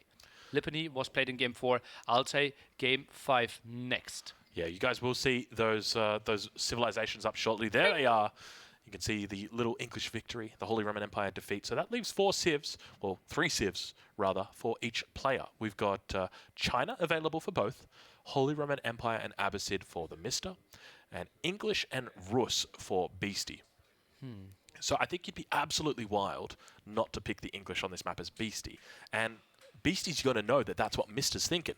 Honestly, like looking at Beastie's face, it feels like he has not decided his civilization yet. He's just like trying to get a physical read from his opponent. Right, the full poker player. Like you know, if someone goes all in against you, like you do it the stare down and try to see like, do you have aces?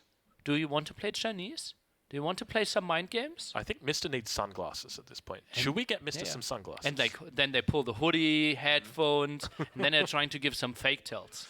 Maybe he tries to answer in some Mandarin, just to screw with Beastyqt's head. Ni hao. Where? Where? Yeah, where? What? I thought you said ni hao. Ni hao is hello, no? Yeah, exactly. But what? How is where an answer to ni hao? Well, we're playing poker, aren't we? I'm trying to give you a fake tell. Okay. Well, hello. Where? Time. All right. Well, we'll take a look at Discord. We may potentially have a draft. There it is. Chinese mirror as predicted. There it is, ladies and gentlemen. Chinese. No, it's not the Chinese mirror. But we got halfway. Halfway. So coming into this, remember, Beastie had access to the English, and you'd be crazy not to pick the English on Altai. We've seen it throughout this tournament many times. English. Mista knows this, and Beastie knows that Mista knows this. So what does Beastie do? He says, well, I know that you know that he knows that we know that I want to pick English, but I can't pick English because you know. So I'm going to pick Chinese instead. And that's exactly what he picks. He goes with the Chinese. Mista, on the other hand, says, well, I've got the Abbasid available, so I'm just going to play it. My head hurts. And so does Beastie's, but he's got a Game 5 to play. And he will. Indeed he will. So I'm looking forward to this game. I think that Mista's definitely going to be sitting in the driver's seat for this one. His win condition is the classic 2 town centers, and then if you spot a second town center from your enemy, a third town center. But Beastie obviously has an ace up his sleeves. The Song Dynasty. Defeats every single unit that Mista can throw at him in the second age. So that is obviously the Chokunu. Oh, look at that. The brain circle. The brains trust right here. How do they think the matchup's going to unfold? Oh, we got ourselves a little bit of a wild MarineLorD there in the middle. Oh, look at that. That's the reef. Oh. And he's just like, why is no one petting me? The why goodest are they all boy watching? in the world.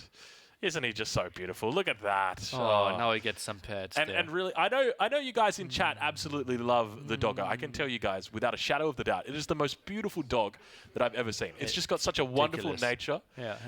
It's been here for 4 or 5 days now, and not a single bark out of it. Sick. Just such a wonderful dog. I tell you what, if I could get a dog as good as Logan, in a heartbeat like that. Easily. But heartbeat is something we need to take a close look at because the pressure is on. Mista against Beastyqt. If you win this game, you are through into the bracket stage. You are through to be at least top 6 in a $100,000 tournament. Mista against Beastyqt on Altai. Everything on the line. Aussie Drongo. It's going to be intense. This is game number 5. Ladies and gentlemen, we're going to be jumping in just shortly. You can see those 2 players are in the game. Welcome to game number 5. Spawning in on the west side of the map in the color blue. Playing as the Abbasid dynasty, we have the Mista. His opponent who spawns on the opposite side of the map, probably on the south side, probably somewhere in the eastern direction. I would assume it would be Beastie that goes down on that angle, but we'll find out shortly about that. But let's talk a little bit about how this game is going to go. We've obviously got Abbasid up against the Chinese. How does Mista play this? How does he come into it? The big question is how he wants to approach when it comes to extra town centers, right? Still left arm hurts, not really sure. We will try to figure out what happened there and we'll give you an update. But we will obviously be fully focused on what's going to happen. Mr. Beastyqt, as we all know, mainly designed around one single tech, which is called fresh foodstuffs. 50 food normally for a villager, after the tech 25 food. And therefore people try to cut some corners, try to not to go on to heavy military, try to get more villagers out. You are fine if you lose 2, 3 because they're so much cheaper. The big question, how will Chinese address that? You already said Song Dynasty, villager production 35% faster. If you get to 2 TC, you can be competitive even against 3 TC of Beastyqt. Keep in mind, the big difference here is going to be that fresh foodstuffs, which you mentioned earlier. A lot of people look at that fresh food stuff and they think, wow, what a great economic technology. But the truth is, it's not an economic technology. It doesn't increase the speed that your villagers are created. It doesn't give them any special bonuses. It just reduces the cost. So it means that you can take that extra, let's say you make 10 villages. That's only 250 food that you're paying. So you get a free 250 food that you can then invest in, whether military or tech. So don't think of it so much as an economic technology. Think of it as a military or a tech technology. So Mista's going to be looking to convert all of those extra food sources that he's got, those foodstuffs, into meta arms, into spears with the phalanx upgrade. There's a lot of great ways that he can look to spend that. As you all know, also a balance change very recently for Chinese. Now the Imperial officials collecting double the gold, carrying double the gold, and that's why we see such an early second Imperial official is going to supervise, is getting quite some reasonable gold for himself. The question is, how many corners does he want to cut? It feels like Barbican of the Sun, very likely, and Mista, no big surprise, goes onto stone. Still, not sitting still. You can see he's so restless over there, trying his best. It's been about 6 or 7 seconds, a little bit of an esports eye wink there. But no, doesn't look like at this stage Beasty going for any forward Barbican shenanigans. Something that we do see out of China, at least becoming more and more prevalent, is that forward Barbican. So we'll ride on board with Beasty for a bit. We'll take a look at his POV and see what he goes online with, because there could potentially be a Barbican. There could potentially be an Imperial Academy that gets dropped down shortly. If you're expecting your opponent to go 2, maybe even 3 TCs, the Imperial Academy might actually make more sense, right? You can get a bit more gold. Now a new feature, you can also drop off gold at the Imperial Academy. Yeah, a really great update for China. It means that they've got a little bit less walking distance on their Imperial officials, makes them a bit more useful. And for the Imperial official, that's great, because compared to things like the Prelate, the Imperial official, it's a hard sell for me. But already we can see that a pretty decent opening so far from Beastyqt here. And it looks like he's going to be going for the Barbican, but it is nice and safe back at his base. And take a look at the walls that we've got coming up here for Beasty. Up towards the north, walling in this. This is interesting, because we've got fresh foodstuffs going down. We've got stone mining happening. There's not much to indicate that there's aggression coming out here. Yeah, absolutely. Will be the slow play. Barbican also only by 2, built by 2 villagers. Relatively slow play. We already saw a game, 3 town centers against 3 town centers. First military unit when both players had 70 villagers. Not totally unlikely that we will see a similar game here. Neither player really showing any signs of aggression. Yeah, I would expect that we aren't going to see, that we will see probably something very similar here. No real aggression. Obviously, Beastyqt putting walls down as well up towards the north. To me, signals he doesn't want to get in too many fights. And obviously, the Barbican at home as well. He wants to play this safe. Keep in mind, this is the 5th game. This is essentially, at this point, a best of 1. China versus Beastyqt. Who is going to come out on top? Beasty with plenty villagers on stone. So highly likely we see a second town center from him, and then potentially even a Song Dynasty. But now that second town center going to be coming out from Mista here. And you can tell he's looking for a very sharp Castle Age timing here. Potentially look for that 9-minute, maybe 9-minute 30 Castle Age straight into men-at-arms, straight into spearmen, and a hell of a lot of mangonels. Pulled all villagers away from stone and certainly indicating in that direction. Now a question. Obviously, very one-dimensional push through the center. Therefore, mobility not important. Therefore, siege being a great choice. What civilization do you prefer? Beastyqt, who can build siege on the field, can just get out the numbers very quickly, or Chinese with all the advantages with the Clockwork Tower? Beastyqt, definitely. Beastyqt always just going to be able to outnumber it. It takes a little bit more a little bit more units to do it, but the fact that they're able to make the units on the field bypasses so many mechanics of the game. So typically a civilization, when they get up to that castle age, they're going to need time to put down that siege workshop. Now, China doesn't have to do that. They've got the astronomical clock tower. But then you've got to spend all that time training that unit, which is going to take you 30 seconds, 35, 40 seconds. And then on top of that, you've then got to walk that unit from your building to the front line of the battle. The adversary completely bypassed 3 of those mechanics. They don't have to make a siege workshop, they don't have to train the unit, and they don't have to walk it because they build it on the front line. And that's what makes this technology so strong, and I wouldn't be surprised if we actually see it nerfed significantly in the coming patches just due to how strong it is.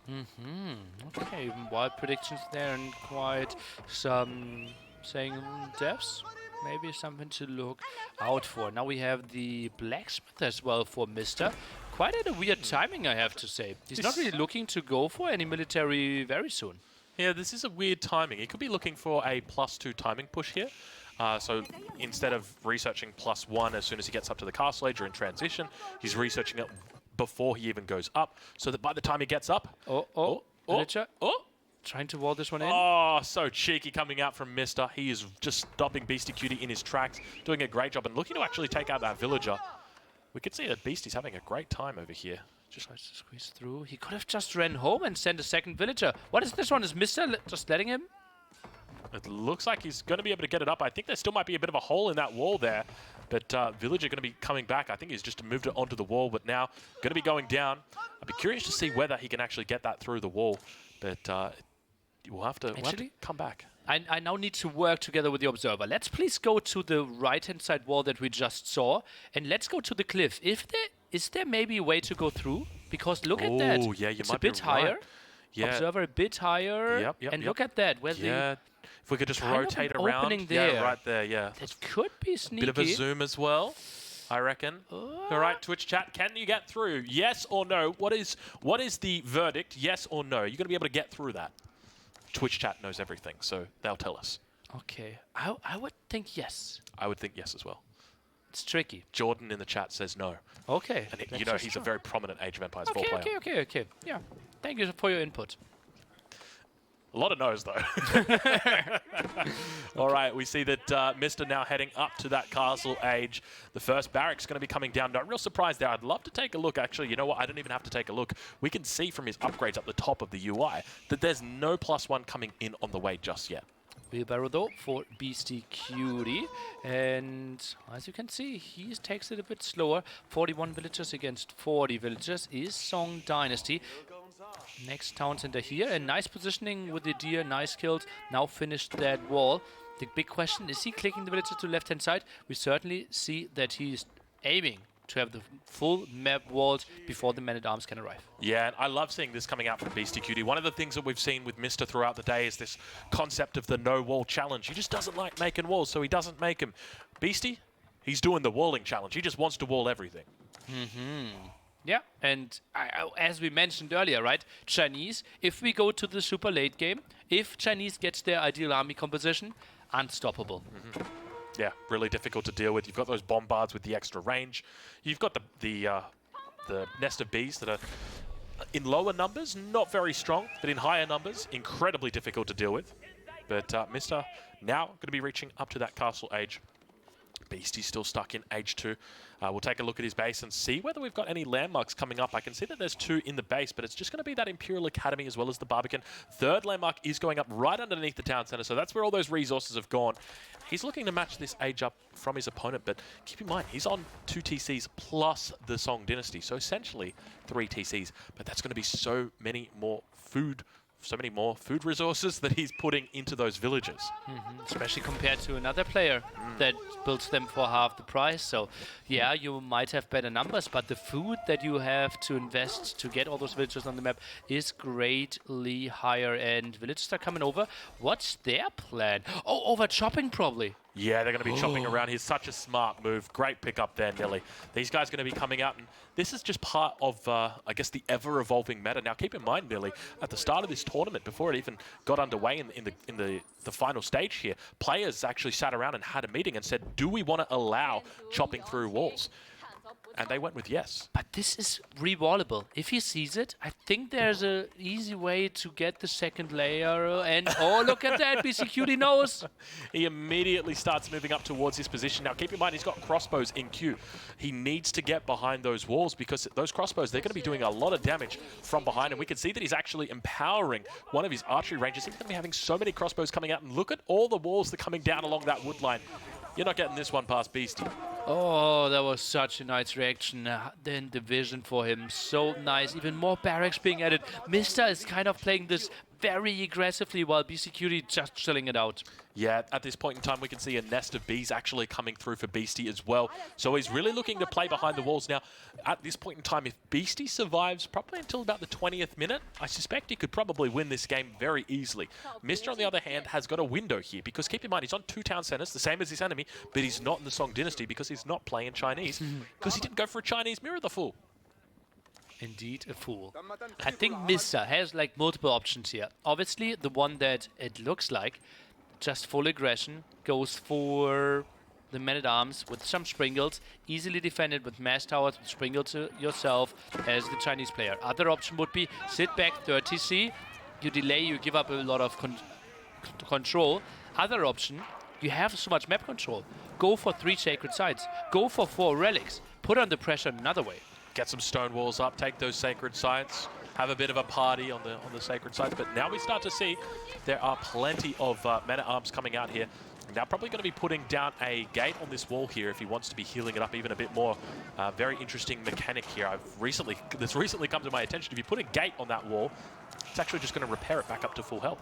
Yeah, pretty damn crazy. Questionable mechanic for sure. And those men-at-arms now being pushed back. What a nice defense here by Beastyqt. Lost some villagers with that, lost some army, but still looking fine. And as we mentioned multiple times, it feels like Abbasid needs to make something happen before we reach the 30-minute mark. Yeah, and we can see that at the moment, Beasty continuing to climb with villager count. He's up to 69 villagers at this point. 66 for the Mista. Eco upgrades also on Beastyqt's side. As we mentioned earlier, wheelbarrow wood upgrades, so much going for him. Still the big thing though, we have so much map control for the Abbasid. I think I would like to see the pickup of the relics, maybe put on some pressure in that regard, that you know, okay, yeah, you have the better units, but I will have so much more income than you. Yeah, I think that's exactly it.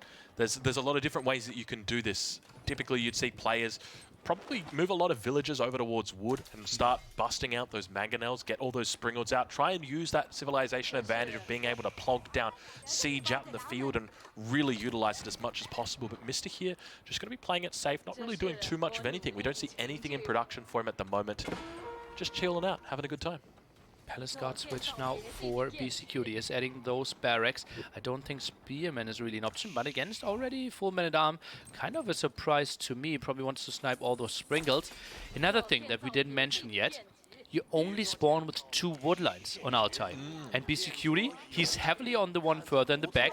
This one, not really up for grabs right now. Yeah, so it's a great point to mention. And as the game continues on, it's going to be a continual struggle. We can see that some wood lines have spawned towards the middle, so we could even see players look to come up and try and pinch the wood line of their enemy. But when it comes to this map, typically that's what players are going to be fighting over. It's those wood lines as the game moves on. But now we see a Springled coming out on this eastern flank. Going to be looking to take out a few villagers old-fashioned way. Just be a bit annoying. Just find some kills. And you feel like, okay, Mista is trying to do some damage and he isn't really succeeding. Yep. But still, look at villager count. He's totally fine to go into the late game when it comes to economy. Yeah, and keep in mind, every 50 food that Beasty spends on a villager, Mista only spends 25. So he spends those 25 resources somewhere else. So whether that's other units that he makes, whether he looks to go up to the next stage, always going to be an option for him. But now just being annoying out on this edge, going to be able to take out a crossbow here as well. That was an ambitious one. Yeah, a very, very hopeful crossbow, unfortunately, going down. But look at this man-at-arm mass beginning to build up. This is some serious business. He's double the population when it comes to military of his opponent. That's crazy. Can go for quite some wild moves. Man-at-arms late for Beastyqt, goes into some quite heavy farming. And look at that. Oh. Mista loops around. Now has another mangonel there. But this is an easy spot to rewall. Yeah, what's he got going on in his mind? He's coming around from that position, probably doesn't like the fact that the Barbican's there. It's probably quite easy to hold. Knows that there's food sources over towards this eastern side. Obviously, we saw the deer. We saw the berries as well. So looking to try and force his enemy off those food resources. A pretty smart move, if I do say so. He is not bringing a siege, though, right? Has the siege in the center. Very unprotected. If we saw a horseman switch, he could lose all his Springle mass. Beastyqt only Palace Guard, though. Would be surprised if he's trying to chase this one down. More likely that he's trying to defend to the right, against the right-hand side, which might find some kills. Actually goes back again. What? Yeah, so you can see that he's really just forcing him off that food source. So both the berries as well as the deer getting isolated here. At the same time, we've got stone being mined down towards his south position. He's really putting him into the corner. Mista, soon pop limit actually, right? He goes for such a big army, keeps everything rolling for himself, and now the big problem, look at that, food income. Only at 1k for Beastyqt. He was at 1.3k a bit earlier, and now drops below 1k. That's not enough to keep up the full production of men-at-arms that he wants. Yeah, this is exactly it. And you can see that he's down 35 population at this point. Double walls coming up towards his position. He's really putting him in a tough position here. Beasty, I'm trying to think of what his next play is, because he's going to be eating through his wood line and converting that into farms, because he's not able to take the deer, he's not able to take the berries. And that's really what he doesn't want at this point, because every single bit of wood that he puts into those farms, his enemy is spending on mangonels, on springles. And we can see that mass really starting to build now for him. Still, big question for me. Shouldn't we go imp here if we are the Mista? Like, we're close to pop 200. It's not guaranteed that we find some damage here. It's still the Barbican, as you mentioned. You know that your opponent has a good defense. It just feels like some greater siege could be better in this spot. To an extent, yes, but at the same time, you still feel that you're on a timer, because once China gets into that late game, it's kind of like playing up against the Rus. You're just going to lose by default. And China is definitely that way as well. So Mista ideally wants to avoid taking it late game if he can. Still yet to find too much damage, though. And that could even be the 5th relic, right? I always said 4 relics for the Mista, but is denying that area now. Not really thinking about that for now, though. Pop 160 for Beastyqt, far away from imping. Mista reaches pop limit in Castle Age. Massive flock of Springles. Yeah, this is a huge amount of Springles that he's got here. Now, keep in mind, the Springles from Beasty, they're going to be tankier. They've got an extra bit of HP on them. But at the end of the day, if you've got double or triple the amount of Springles, what does it even matter? But now we see him pushing in so many men-at-arms here. 60 men-at-arms. These guys have got their swords out, their scimitars out. They're looking for trouble. But we can see those Springles now beginning to unfold towards the Springles on the back line. They're trading them out. The mangonels continue to move in. Beautiful shots right now. The mangonels landing a wonderful shot on those crossbows. And that's a good game. All the crossbows fall down, Millie. Oh god, such a nice move. Finds more Springles at the right-hand side. Overwhelming numbers, 74 military against 35. BC's trying his very best, but he's just getting overwhelmed. There's so many units in the base right now of BC. This could be a good game. Keep in mind the score is right now 2-2. The winner of this will go on to be 3-1 in their series and be in prime position to head through to those semi-finals that we talked about earlier. N4C is looking incredibly strong, and Beasty in particular is in trouble. He's going for a castle right now, trying to put this on the back line. Not having a lot of luck here. You can see the population difference between these two players, 109 versus 141. But big raid at the other side apparently, because we're down to 68 villagers. Not really sure what's happening here. Oh yeah, the counterattack was happening. That's why the numbers weren't that high. Actually, Mista's down to pop 106, 130. Yeah, he had a lot of kills, but economy-wise, Beastyqt is heavily ahead. If Beastyqt stabilizes, he's in the better position. He's in a great spot right now, with the exception of the fact that his enemy's got 5 times his population when it comes to the military. 11 population versus 60 over for the Mista. He's looking absolutely insane, but the question's going to be whether he can actually find a finishing blow here. This game is far from over. Honestly, like, villagers are dying here. Beastyqt might be in the better position. Yeah, massive amount of either villagers forced. Yeah, Barbican goes down. The TC under pressure at the front. But if we maybe get to 3 more, maybe even only 2 more Nest of Bees, I think maybe Beastyqt can make the defense happen with the keep Even the here. villagers coming out right now to help out with the siege. It looks like once again the Mista's going to be going for a landmark victory. He's taken out the Barbican already. We can see the town center going to be coming down. The nest of bees firing on the back line, trying to prevent the damage happening. It looks like this main town center is going to be going down. He's still got 2 Imperial Academies and Imperial Palaces here to help out, or rather astronomical clock tower, but that does not have a lot of health on it, and that will be going down very quickly here. Okay, where do you go now? Ram's not really focusing perfectly. Nest of Bees doing quite some damage. Villagers being pulled again. The Ram's not focusing perfectly. Some mistakes are being made. Another Springle trying to deal with the Nest of Bees. Focuses on the Imperial Academy for now. Mista sitting on 34 villagers at this point in time. Less than half what his enemy has got. But the Springle getting sniped by the villagers! Villager pull is absolutely massive here. And look at the Nest of Bees holding. Population lead for Beastyqt. It's completely dry at home for Mista. He tries to commit. Ram's not really getting damage, and he pulls more villagers. He's completely empty at home. The villagers coming out to help out with the siege. You can see those 3 Nest of Bees actually doing insane amounts of work right now. He's got more in the queue as well. He's looking incredibly strong, but those villagers just once again looking to siege down that Springled. Goodbye, Springled. Rest in peace, sweet prince. And those battering rams now begin working down on that 3rd landmark that we see on our screens. The Imperial Academy going to be going down. The astronomical clock tower remains. Look at the villagers getting pulled right now, Nilly. Yeah, but do they really find the kills against the Ram? Still 1 Ram around, goes for the full repair. Beastyqt, he knows exactly what's up. He knows I need to save this building, and then I go through into the bracket stage. But can he do it? 4 Nest of Bees doing a massive amount of damage. Now make it 5. These men-at-arms now continuing to round the corner. You can see them starting to focus down on this landmark. I don't think he's going to have enough damage for this. He's down to 55 population, almost half what Beasty's got right now. Keep in mind, we're 2-2 in this series. The winner of this game wins the series, and it looks like Mista has done the good old-fashioned esports handshake. He's adjusted his keyboard, unfortunately, and it looks like that is going to hold.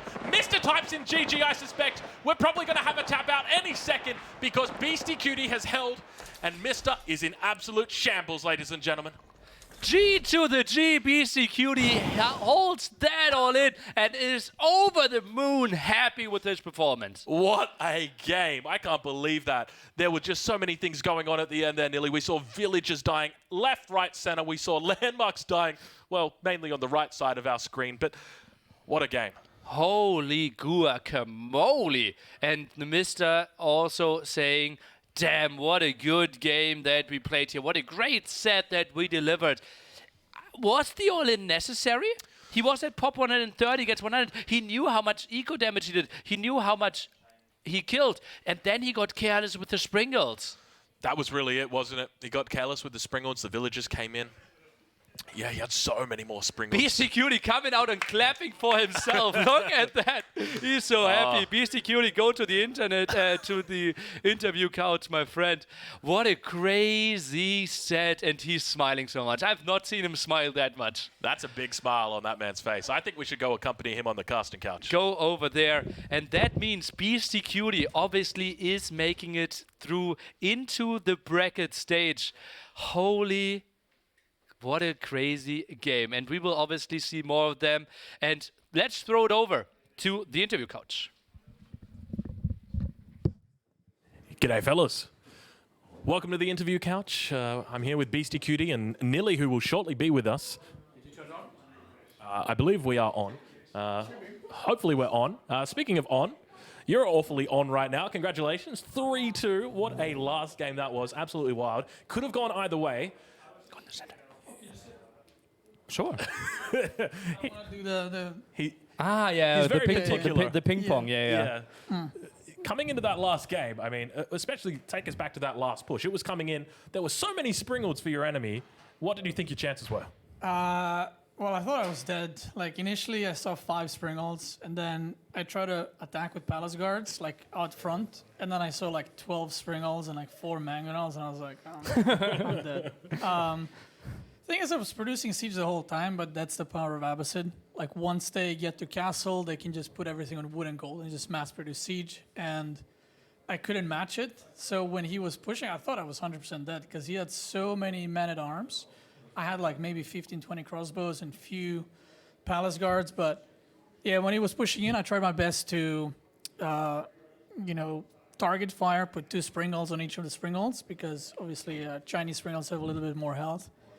And yeah, I thought I was dead. Like you could see me head shake like as he was attacking. I was, the esports head shake. Yeah, I was like, I'm dead.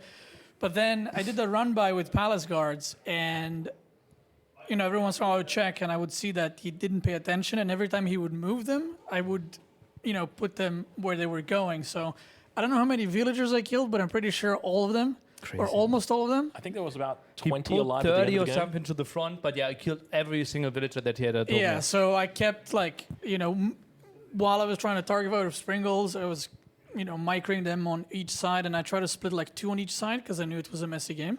So my plan was initially to put palace guards everywhere so that he takes away the attention, and then I can queue basically 2 Springles per his while he's not paying attention, but then he attacked. So it got pretty messy, and near the end I had no food whatsoever, so I just added 2 more siege workshops because that landmark sucks, and I couldn't make them fast enough. So I just made 2 more siege workshops. I had no food, and I was like, well, I hope that it works, kind of. And I managed to get a keep, and I instantly got boiling oil. So if he did a dive on my siege, it would actually not work. So I knew at that point, I wasn't actually sure how many villagers I killed, but because he kept trying to go for landmarks, I assumed he is dead, like this is kind of it. So I just tried to hold on, and it worked out. He was 20 pop ahead when he would jump for your landmarks. He was pop on 20. I don't know why he felt he needed to commit there. Obviously, his home base wasn't looking pretty. Yeah. Crazy set. Well, Did you expect the Chinese mirror in game 5? wasn't a mirror. No, would you expect a Chinese mirror? No, I expected that most likely he's going to pick Abbasid. He doesn't play Chinese too much. Mm-hmm. So I knew it's either HRE or Abbasid, but he didn't play Abbasid, and everyone considers it a very strong civ. So I figured it kind of has to be. So I thought that Chinese will have a good matchup into it, but now I'm kind of not sure anymore. Yeah, Because, the siege is... the castle push is really scary there. But you obviously, like with the Palace Guard, did so much. I don't even care about the other games. The 5th one was just so crazy. Yeah, I mean, throughout the other games, there was a lot of action. Going back to, I think it was the game on Highview in particular was another great one. One of the themes that we seem to see is that Mista doesn't like doing walls. You, on the other hand, love to wall. Right. But that was a game where both Nilly and I felt like you probably could have made a few more walls. Yeah, I don't know. That game, honestly, I didn't have a plan going into it, and I kept trying to think in the game what I'm going to do. So I wasn't really prepared. Mentally, I was just kind of doing stuff on the fly, and it was very, very sloppy, especially going from feudal to castle, because I don't like playing French late game. So I kind of pushed for a late game, but then I had no real plan. So that was very sloppy by me, I would say. Like, if I could replay it, I would probably just try to kill second TC and go aggressive, since I also got a couple of villagers as well early on, which kind of put me in a decent spot. But then when the spearmen counterattacked, it was just all over the place, and the high view, there's stealth force everywhere. So my knights kept getting attacked, and then late game French kind of sucks. So, yeah. It was a cool ending, though. Another one for Mista, sniping the landmarks. Good one, yeah. And then we had Hill and Dale, where we felt like if you build your step rid out like 2 tiles further forward, you don't win that game. Where you try to go fast castle after your tower rush? Right. I was actually so surprised because I didn't know his transition. I did see a lot of villagers on gold. So I thought he was going castle. So when the ram arrived, I was like, I'm getting all in. And I was very worried. Then the knights were running back, killing my food, because I was debating, do I go pastures or not? And I was like, oh no, he's going fast castle. So I decided not to. And my plan was to go mass lancers behind it, because he had a lot of archers. And then when I saw the ram, I was like, oh god, I'm getting all in. But then I saw only 2 knights and mass archers. So I put 20 villagers in TC, and I just target fired the archers, and they kept going down. So I was like, oh, this is fine. And I had Khan the whole time in his base. So as he was doing that, I reached castle, and I put Khan on his gold, and that's when I GG'd. It was a pretty strong position in that game. I go back to that last game. Was there a particular moment that you realized that you were going to be able to hold? Because I think for me, it was when I saw the 3rd nest of B come out obviously you had the keep back there as well. I said, oh my God, a third Nesta B. He might actually hold this, the madman. Yeah, so the moment I knew that kind of it's happening, when I looked over a couple of times and I saw one by like 12 villagers dead on wood, and I checked both woodlands and I saw no villagers, and I knew he ran across the map, right, because I saw those. And when he ran out of siege, and he was kind of like, you could see him moving left and right, clicking on landmarks, moving away. So I knew that he's kind of desperate, and at that one point I had like 6 or 7 Nesta Bs. So I was like, this is not going to work. I had a bunch of wood. I actually spent it all. But then I canceled a lot of the siege because I was like, I need to repair this. Not again, not like this. So, yeah. Once with that amount of Nesta Bs, I mean, even if you split, they will just do so much damage, it kind of doesn't matter. So I kind of had a sigh of relief when that happened.